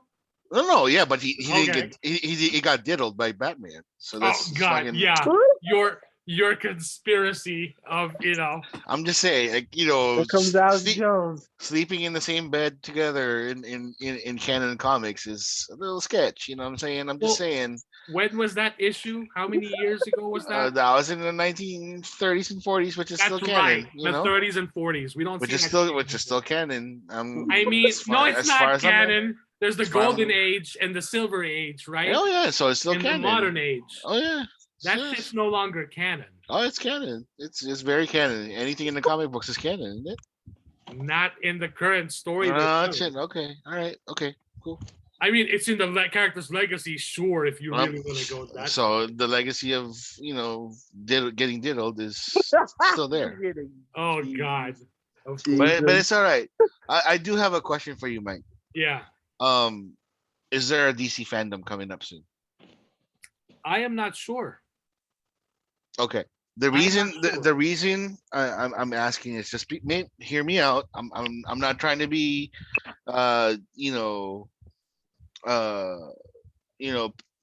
Peter positivity here or anything like that. Like I'm just a guy that's like, you know, trying to have like a little bit of hope. Yeah. Maybe the reason DC doesn't want to show all of their chips is because they're waiting for the right moment. Oh, yeah. Sure. No, because like, Comic-Con wasn't it? Yeah. Yeah. The biggest event of the year, wasn't it? Like because I think DC with DC fandom they can control well, guess what? Everything. I just looked. There's no DC fandom 3. Okay, well there you go. Then they shit the fucking bed. There goes your hope. That was my hope. I was trying to be more positive. I don't know. Yeah. I'm just saying like when we were talking earlier before the podcast, I said announcing Henry Cavill doing a cameo at the end of Black Adam is not really a big deal. It is a big deal in a sense, but it's not really because it's a bit part. You know what I mean? But for him to show up in the Hall H to do a bit part, that's not really a cool. You know, if he is a major part. If he was a major part of the movie, like the last 30 minutes, if Superman shows up finally and say, "Hey, what the fuck is going on? If you need help, whatever, fuck you, Superman. I don't need any help. I'm Black Adam." and then they start fighting for no reason, and then they ended up like whatever. But if Superman had a bigger part in that movie, then he would have, then Henry Cavill would have shown up. I agree with you with the fact that there wasn't any panels for Joker 2, there wasn't any panels for Batgirl, there wasn't any panels for all of these things that they could have done. But I was assuming that they had a fandom coming up. No. So there you Yeah. go. They screwed the pooch on that one, but it's understandable. So They're trying to this is the thing with Marvel, and it's because of the stupidity of the MCU fans. They promised a whole lot of shit at the remember during San Diego Comic Cons. They have like phase threes, phase fours, phase fives in the future, all of that stuff, and then all of a sudden, phase four had nothing, a bunch of nothing. Remember, like phase four back like a few years ago when they announced phase four, it was gonna be everything. It was gonna have like all of these fucking things. X-Men was gonna show up in phase four. Fantastic Four was gonna show up they in phase didn't four. confirm X-Men for Phase 4. No, but X-Men is coming down. they showed it in the phase four area, didn't they? That's what they did. But then like all of these promises didn't happen. But again, Marvel is big enough to say, hey, it's not in the schedule. We're not doing that yet. Like DC has made a lot of mistakes. They dropped a lot of balls over recent times. So they're trying to be like, not conservative, but they're just trying to be like, hey, maybe we shouldn't, say, oh, we're gonna do this and do that and do that, and then next thing you know, some fuckwit is gonna be in Vermont. Like, So that's my thing. So talk about what you guys have in the can. Blue Beetle is done. Batgirl is done filming. Talk about that shit and get people excited for that next year, because that's coming next year too. You know what I mean? Aquaman could have had something. Amber Heard doesn't have to be there. Ezra Miller didn't have to be there. So Michael Keaton. Can you imagine Michael Keaton just showing up there? Everyone would have been excited to see the guy. So, and then as far as Henry Cavill, well, maybe he had a bit. I don't buy that. Then, if you're gonna have Henry Cavill, will not take a cameo. Fuck that shit, and not just a whole fucking fight. That's what I'm saying. Not just a whole fight sequence. You need to have him actually help mold and guide Shazam. So he has to be a big part of that Shazam 3, whatever, if that happens. Yeah. That's the way they could have done it, but they didn't. And I don't buy the whole thing of they want to be conservative. Like I said, I understand they made all these announcements before, and unlike Marvel, which yes, they've missed out on some, their success rate is way higher than Warner Brothers is, than DC. And that's the thing. People keep saying they but their need bar a is Kevin pretty Feige. low. So. They don't necessarily need a Kevin They Feige. don't need a Kevin Feige. They just need to let the directors do their thing, control their talent when they're fucking up, like Ezra Miller, and get that shit on lockdown. If they better figure it out, because how can you have your lead star do press? Those questions are going to come up if you don't recast the guy or do something. You can't just have Michael Keaton do the press for that. He's a supporting character, and that's probably the reason. That's probably the reason why they don't have anything in Hall H. Is just because they're doing a lot of fucking like housework. They're two of the main characters in two important movies are fucking up. You got Amber Heard shitting on the bed and pretending to cry when she's not even crying at all, and having like a fucking crazy ass drunk ass uncle play a psychiatrist and shit. And then you have like Ezra Miller slapping the shit out of people for no reason whatsoever. Well, that's why I know best time to do something about things it like no, I know now. things like this. Again, things like this. It would cause any studio, any executive, anybody in business to pause for a little bit and be like, hey, maybe we shouldn't be showing Flashpoint, not right now, with all the controversy. Even Michael Keaton's available, okay, cool, but You know, everybody's gonna I be don't know. asking. I think Hall H could have filled up 6,000 people easy for Michael Keaton and Ben Affleck. Yeah, Oh, he but just got married in Vegas. Oh, just fly him out here real yeah, quick. but they're fucking talking about Flashpoint, Mike, not Well, they're Batman. gonna be a big part of that movie. I know, but again, Flashpoint. So they're gonna be asking, oh, where's fucking Ezra Miller? Where's Ezra Miller? Oh, he's probably in Vermont, like Choking with the some bitch kids. out. Okay, so that's why. So like that's what I said earlier. So they don't want to do Aquaman. They don't want to do Flash. Then focus on your other shit that you've got in the can and excite the fans who've spent money to be there at Comic-Con. And there are DC fans. They show up to the comic panel, the other panels for DC Comics. There's clearly fans. I mean, shit. Show them a little respect. Show us respect. Show us the other shit that you're working on. You know what I mean?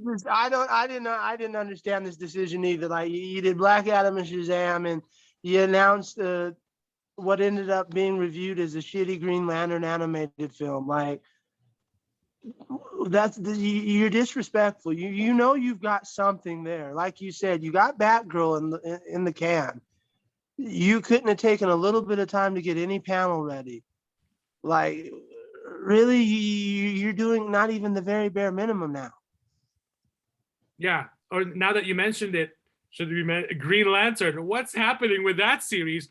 Oh, that's right. Zack Snyder wanted to put Green Lantern in the Snyder Cut, but y'all didn't want Zack to touch that. So he put Martian Manhunter in. And where's your Green Lantern show? Oh, it hasn't even started filming yet? Oh, shit. Yeah. Thanks a lot, Warner Brothers. Yeah, because like the better writer for Green Lantern is actually a fuck up. That caused the controversy with the Snyderverse. So Jeff Loeb. There you go. So that's what I'm saying. Like, come on, you guys have other stuff. Show the shit, tease the shit. I'm not even expecting DC to meet Marvel because at this point it's a race that's already been won, and that's fine. DC has to do its own thing. I don't want to keep comparing them, as much as that happens a lot. But everyone has said DC succeeds when they focus on their solo movies. But when there's an opportunity to connect the universe like Shazam and Black Adam, hey, you've got an opportunity there. Do it and do it right. Want to add Superman in? Well, shit. Don't just put him in for a cameo. Fucking give him something with some meat on it. Give Henry Cavill what is due. I mean, come on, like, shit. That's what pisses me off. Like they've got no panel for Batgirl, which was originally an HBO Max series, has been upgraded to a movie, and the same with Blue Beetle. I mean, this is the first Batgirl movie we're ever going to get, and the fact that it's now a movie, It's probably going to be the only one that's going to happen. Who knows? Apparently, the directors even said that they did not know that other characters from the multiverse was going to be in Batgirl. Take that as you will. They're not communicating with the directors. Because Commissioner Gordon is a Snyderverse one, right? Exactly. And then Michael Keaton is going to be her mentor as Batman. So what's going on there? The fact that you're not communicating with your directors, and then later you're gonna pull the plug on you're gonna go stab them behind the back. I mean, I thought, and this is why Christopher Nolan left Warner Brothers, because how you treated his boy Zack Snyder, and where is he now? Where is he bringing Oppenheimer? Where is he bringing that next epic film? Oh, that's right. Where did he go? Universal? Wasn't it Universal? Something like that. I mean, you had a guy with Christopher Nolan who gave you a Dark Knight trilogy, amongst his other many films that were always. Who actually gave you billions of dollars in a superhero movie, right? There you go. So, and Warner Brothers was known to be a director's studio because they respected the director's vision. What are you guys doing now? You're shitting the bed ridiculously in ridiculous style. So I don't know what else to say. You guys just need to work on their shit, work with their filmmakers, communicate, and actually, I don't know, give the fans what they want. Holy shit, dude.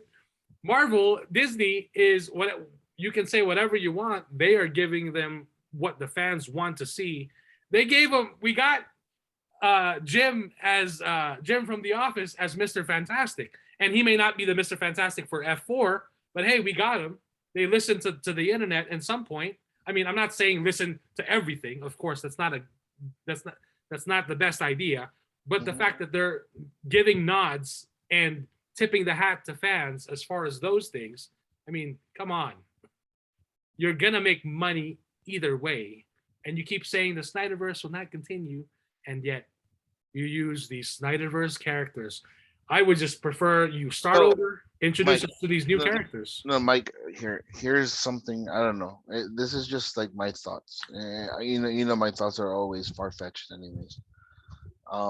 What if the Warner Brothers people say, yes, the Snyderverse is dead, but we are working with Zack into creating something. You know, when it comes to the DC superheroes, would you be okay with that? I'd be fine with that as long as he gets to do what he wants to do.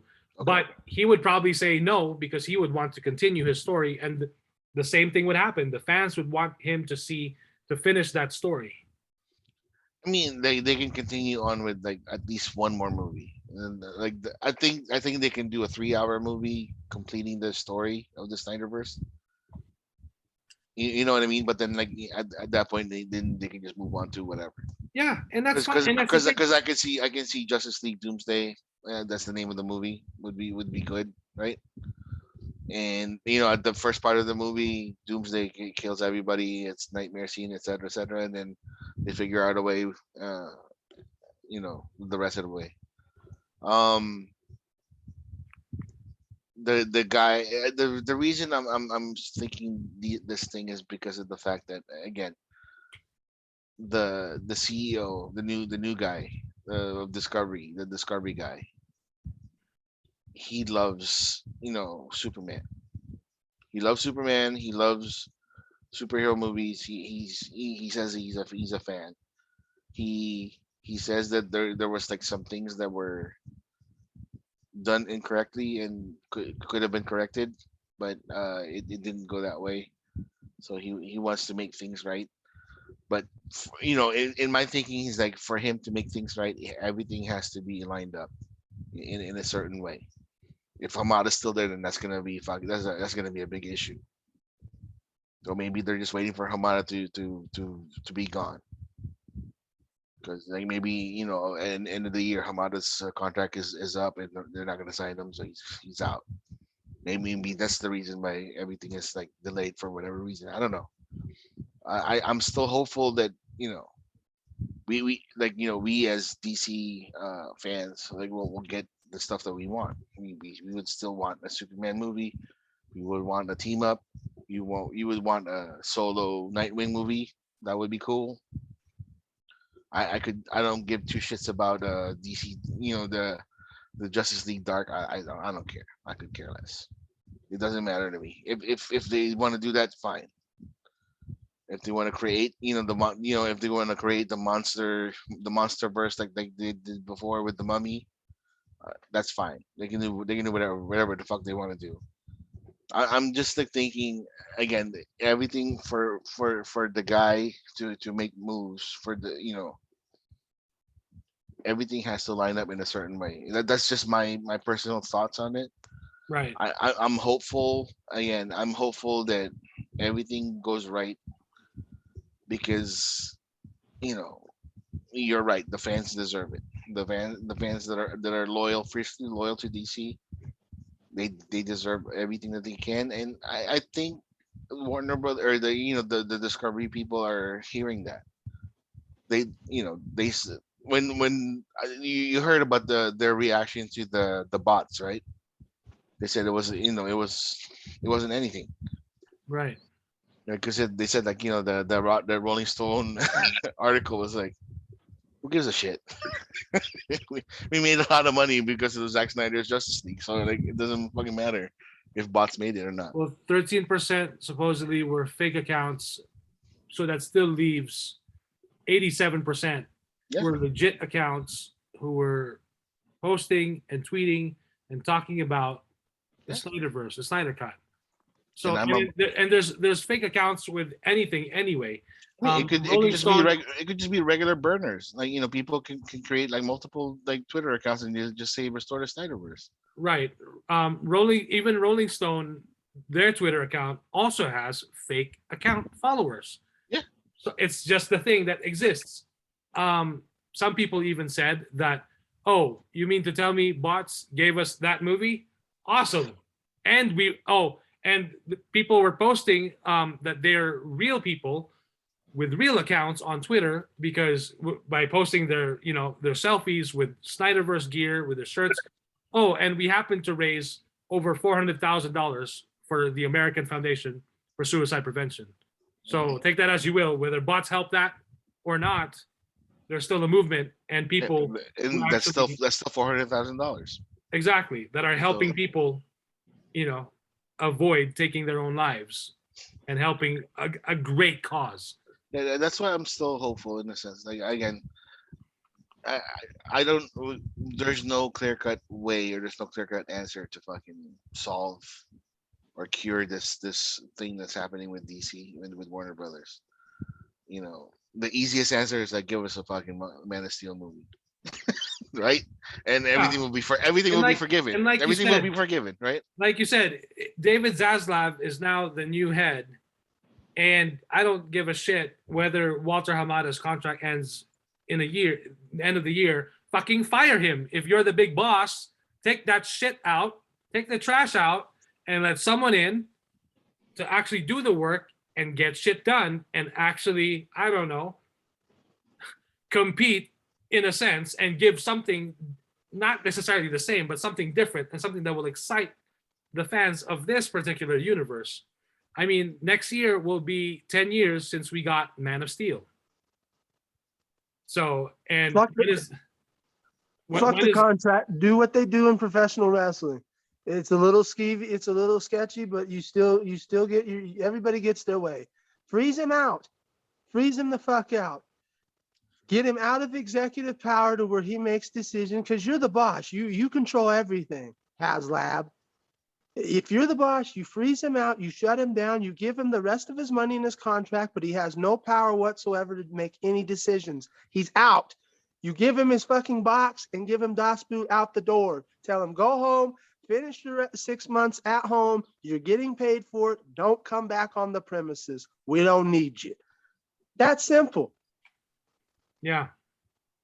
Oh, and aside from next year marking the 10th year since the release of Man of Steel, next year will be the 85th birthday of Superman himself. And usually what DC has done with these characters, when Superman turned 60, the markers like 60, 65, 70, 75, it's a big year for the character. There's merchandise, there's things going on in the comics, there's this, there's that. I don't know, how about a big movie to celebrate the character that is the reason why this multi-billion-dollar industry of superheroes and comic books and colorful characters and wonderful stories exist because of two Jewish boys who created this iconic character. I don't know. Maybe that's just me. Maybe I'm thinking too far out there, or I don't know. Who knows?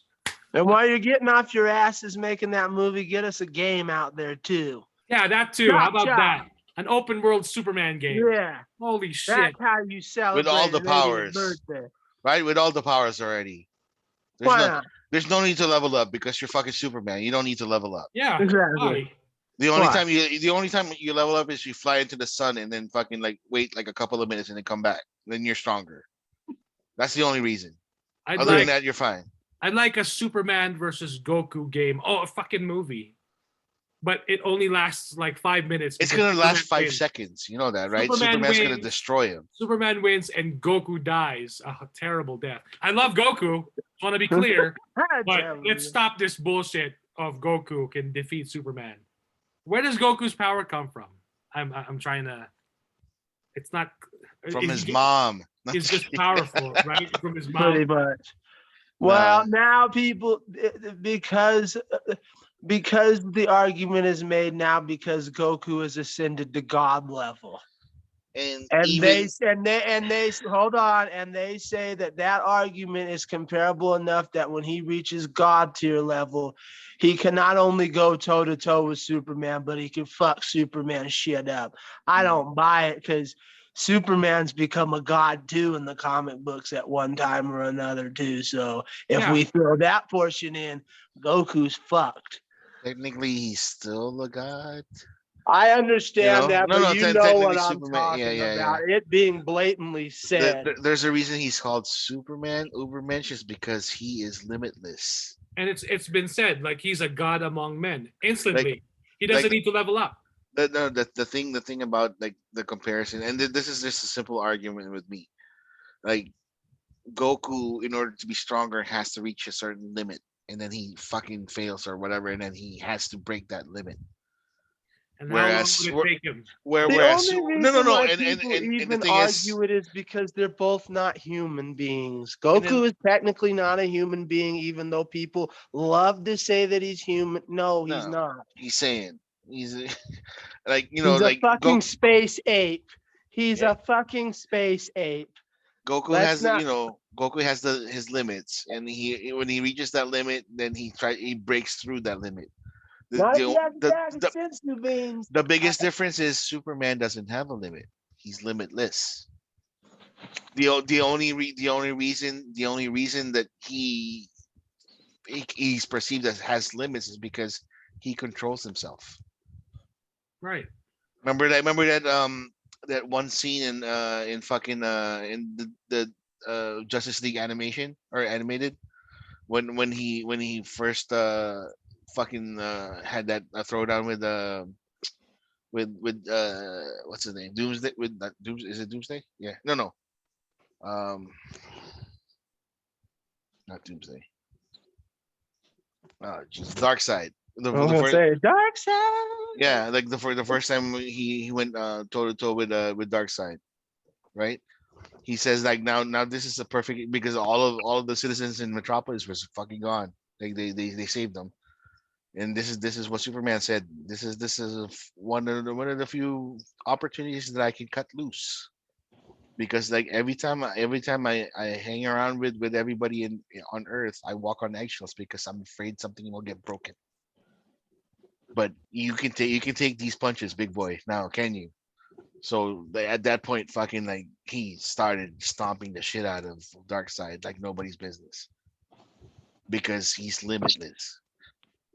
And if people like, and that's the reason why, like when the comparisons with Goku and Superman, I fucking hate it because of the fact that one, oh, like oh, Kryptonite is the big whatever. No, Goku is honorable enough to destroy fucking Kryptonite because he wants a fair fight. Yep.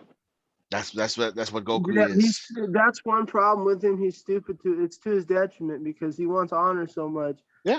I mean, he's gotten his own friends killed for the stupid shit. So Yep. And then that's the God because of honest truth. honor. Because like he has that advantage. He has that little green rock that can fucking weaken the enemy, but he doesn't want a weak enemy. He wants the enemy at the strongest because he wants to test his limits. How can you test your limits on somebody that's limitless? So Kakarot versus Kal-El. Well, not only that, one of your own arguments debunk for you Dragon Ball Z fans out there. You debunk your own argument in an episode of Dragon Ball Z because there is an episode of Dragon Ball Z during the Cell games where he is trying to test how much strength Cell has. He goes, "Yep, he'll fuck me up. I'm done," and he disqualifies himself from the tournament because he's trying to show his son that even his son is more powerful than him. If a teenager is more powerful than Goku, Superman. 8-year-old. Gohan was 8-year-old during the Cell games. I get that, but in their world, they're teenagers. So because Okay. that's like saying it's like dog years. That's why I say they're glorified space apes. if his 8 years old is like a 17-year-old teenager at that point. Yeah. I have to make that correction known very well especially for the Dragon Ball sweaties out there. No, so technically in their canon, yes, he is a teenager. Yes, he's 8 years old, but the point still remains. If an 8-year-old or a teenager can outpower him, I don't think Superman's gonna have too much of a sweat. And right now in comic book canon, a lot of people are saying that Jonathan is stronger than So there you go. than Clark. Because I guarantee you, one punch will be thrown, and Goku will be like, "Yeah, this will destroy more of the planet than it'll do to prove," and he'll back down. The Cell games proved it to us. But Kuya, that can't be. Hashtag not my Superman. That's not my Superman. My Superman's Clark Kent. Oh, the bisexual guy. My Please, Superman's not bisexual. My Superman's straight. Say it, Kuya. My Superman is straight like an arrow. Hey, if Like a you think, kryptonite arrow. hey, if you take it both ways, I guess you are a lot stronger. And he's Wisconsin white. He always has to be Wisconsin white or else. Oh God, I miss anime. Hashtag not my. Have you guys heard of this anime called One Punch Man? Oh God, I don't want to hear any more about that shit. I'm so sick of hearing about. It's so One funny. Punch Man. It's so funny. It may be, but too many people have overhyped that and Attack on Titan. Yeah. Although I know Attack on Titan sucks. Oh, I tried that Hollow Knight game. Is it hard? Oh yeah, Yeah, it's hard, but it's meh. It's like, eh. It looks nice. I thought it was cute. It looks cool. It looks cool. It looks cute. But it's like, okay, I die and I end up at the save point without my money shit. I know. You gotta collect more. You gotta go find it again. Yeah. Ah, shit, dude. You might have just made yourself famous because by saying meh, you just pissed off an entire community of Really? Oh, yeah, dude, everybody, like a lot of people love Hollow Knight. It may not be a huge community, but the community they do have, they're a fucking cult. They're a cult. They have lore about Hollow Knight, and like, is it worse than the Spider cult? What do you call them? They're like, what's those fucking dudes that Julie loves? They're that type of cult, dude. Yeah, like the army. They're worse than the army. They're question about the game. Do I ever level up and get powers or like some shit? Yes. Okay. Yeah, but you got to go through the. You got to go through like Goku levels of training. Let's just say that. Am I gonna run on the snake dragon heaven? Shit? You might die a few times. You might die a few times first before you might have to go see King Kai. God. Well, I'm sorry. I don't have time for that shit. I told you. I don't. I told you that it's. I love the game because of the fact that it's entertaining to me.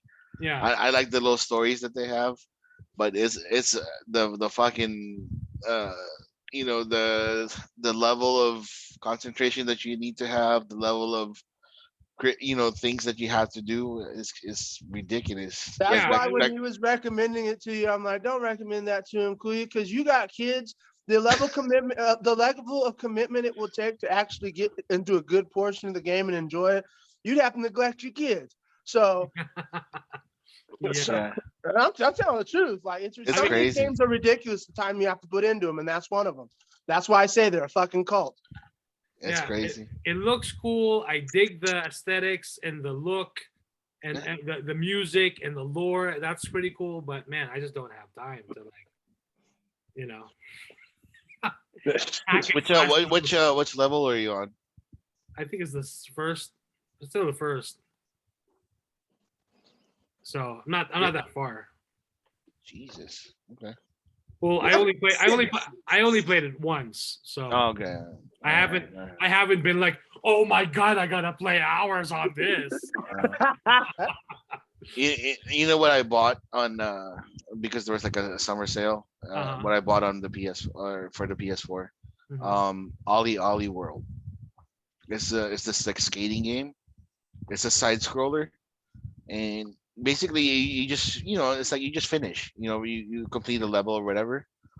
But the amount of the amount of like button and like the little combo things that you have to do with the controller, Mhm. dude. I'm just like, man, I'm so fucking old. I can't figure things out. I was just like I was dying so many times because like the learning curve was so steep. It was I was just like, what the hell is going on? I finally complete like a couple of days ago. I finally completed the first level, because there's like multiple stages in the first level, Yeah. and I was like the happiest dude ever. I just completed one fucking level. Not I haven't even completed the game yet. Just one fucking level, and I was so happy. But like for me, it was gratifying because of the fact I know even people that are experts on the game, they say that the game is pretty difficult to start with.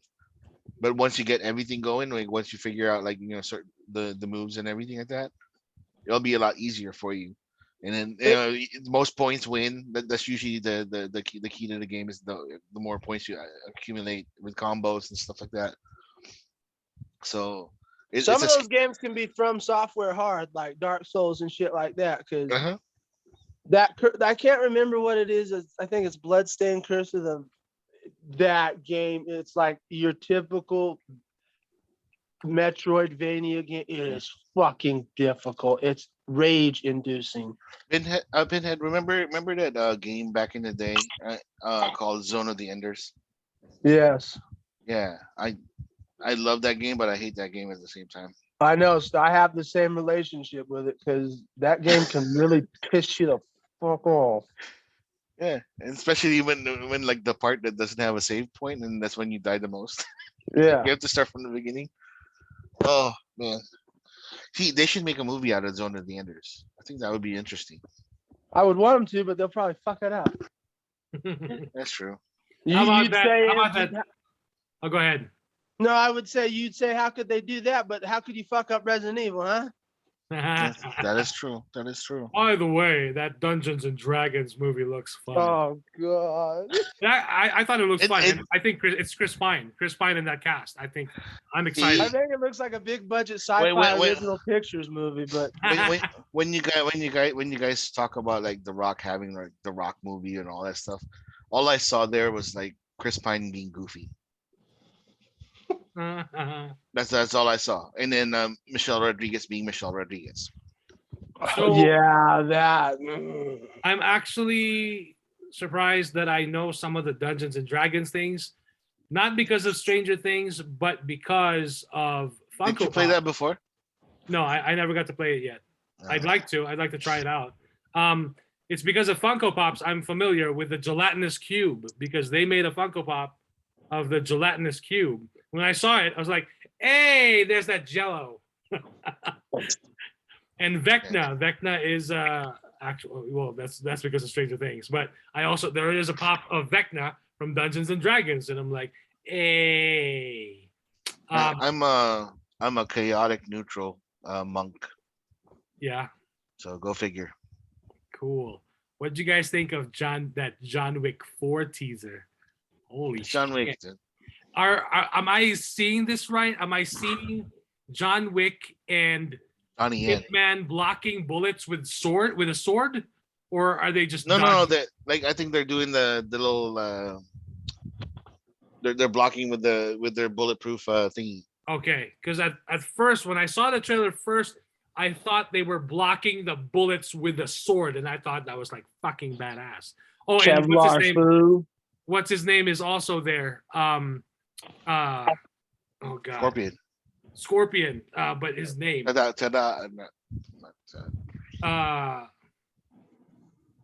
Oh my god. I'm in a better movie. That's what his name is. Yeah. Oh my god. Hiroyuki Sanada. Yeah, there goes Sonata. Yes. Pinhead, are you caught up with the old man? Oh man. Yeah, on Hulu. Not yet. Yeah, I'm. I know think all I'm- the episodes are up now. I think I'm just gonna wait until. Is this the end? According to the commercial I saw yesterday when I was catching up on the wrestling, they said that it's wrapped for the season. That Okay. all the episodes are up now. So Okay, so I guess I'm gonna have to binge it then. so that's why I've been waiting. That's why I haven't finished it, because now I'm just gonna binge the fuck out of it. I need to watch that. Old It's a man as great well. series so far, and Yeah, I need to check it out. everybody across the board is like, yeah, this is the FX series that's finally something once again that's good on FX again. So, because once in a while they can have a really great fucking show, Oh, not and just good but great. did you see that thing for American Horror Story, the dolls and stuff? Yeah, the first episode's already out. The dolls look creepy. I don't know. I'm just over this fucking series. This isn't even the main series. This is the spin-off anthology series. So Okay. this it's not- isn't even the main series. This is an American Horror Story. It's American Horror Stories, and they always got to emphasize that bullshit. Even though the first season had to overdo the arcing of the murder house once again, an American Horror Story trope.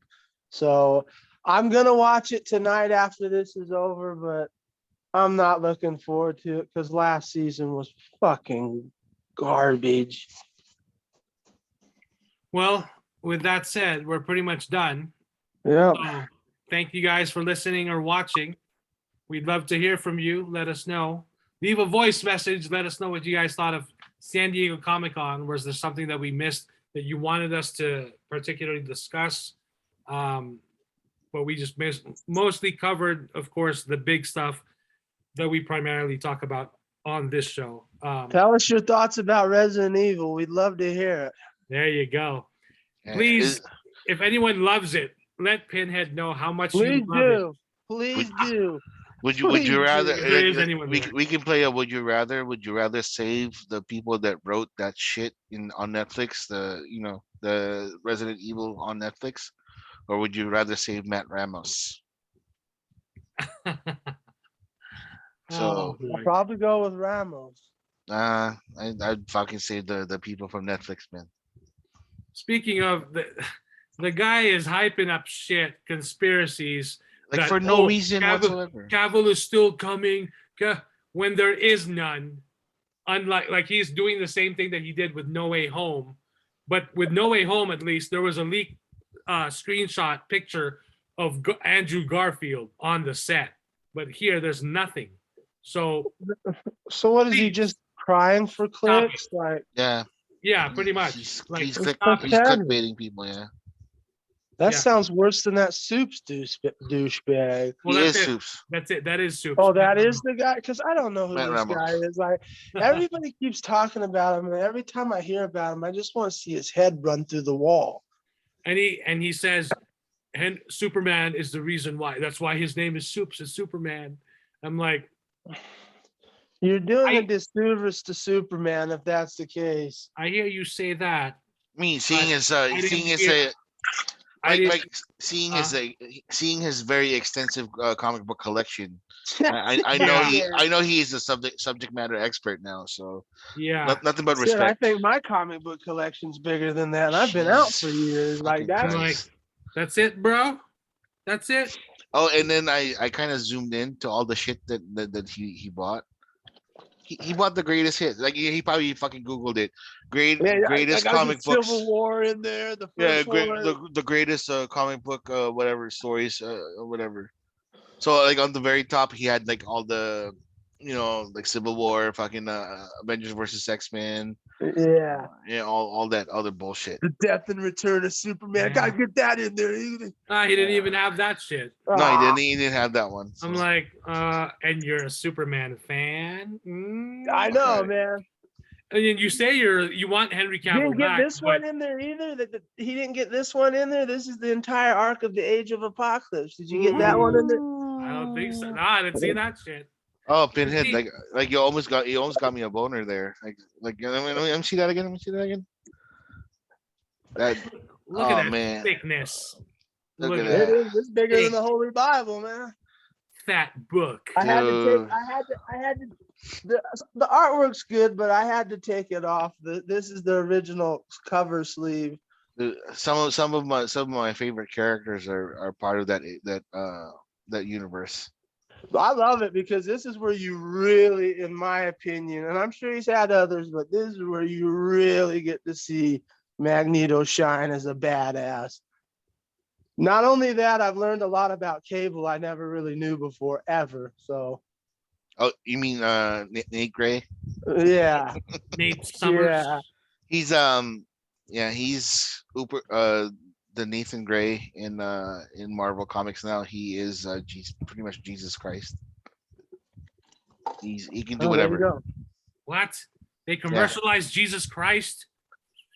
Yeah, So that means Goku could beat him up then, right? yeah, good God level, I guess. You know. Goku could take his ass. Well, he can die and rise again on the third day. No, Well, like he's- Mike, if you Google like Nathan Gray, Uh-huh. X-Man or whatever, Yes. you'll see who it is. Like, and then you're gonna be like, Well, holy I'm shit. familiar with Nathan Gray. No, you're gonna look at him. He's like, wow, they really made him to look like Jesus Christ. Yeah. Like literally. Like I was just like when I saw the new artwork, I'm like, oh wow, a little on the nose, huh? yeah, a little too much. But Whoa. like I'm serious. Bro. Whoa. Like I'm dead serious. With the fucking X on his chest. So, Like he has his X tattoo. Right Yeah, here, it's literally Jesus with his hands and the wind blowing his hair. Like, what the fuck, bro? geez, man. So if there's a hell, they're definitely going on their way first class. Cause Oh god, dude. Yeah. Like Holocaust is fucking amazing in that one. The evil beast is there in Age of Apocalypse. He's crazy. yeah. I Um, need to get back on it because I stopped off because I started getting on the boys again. So, mm.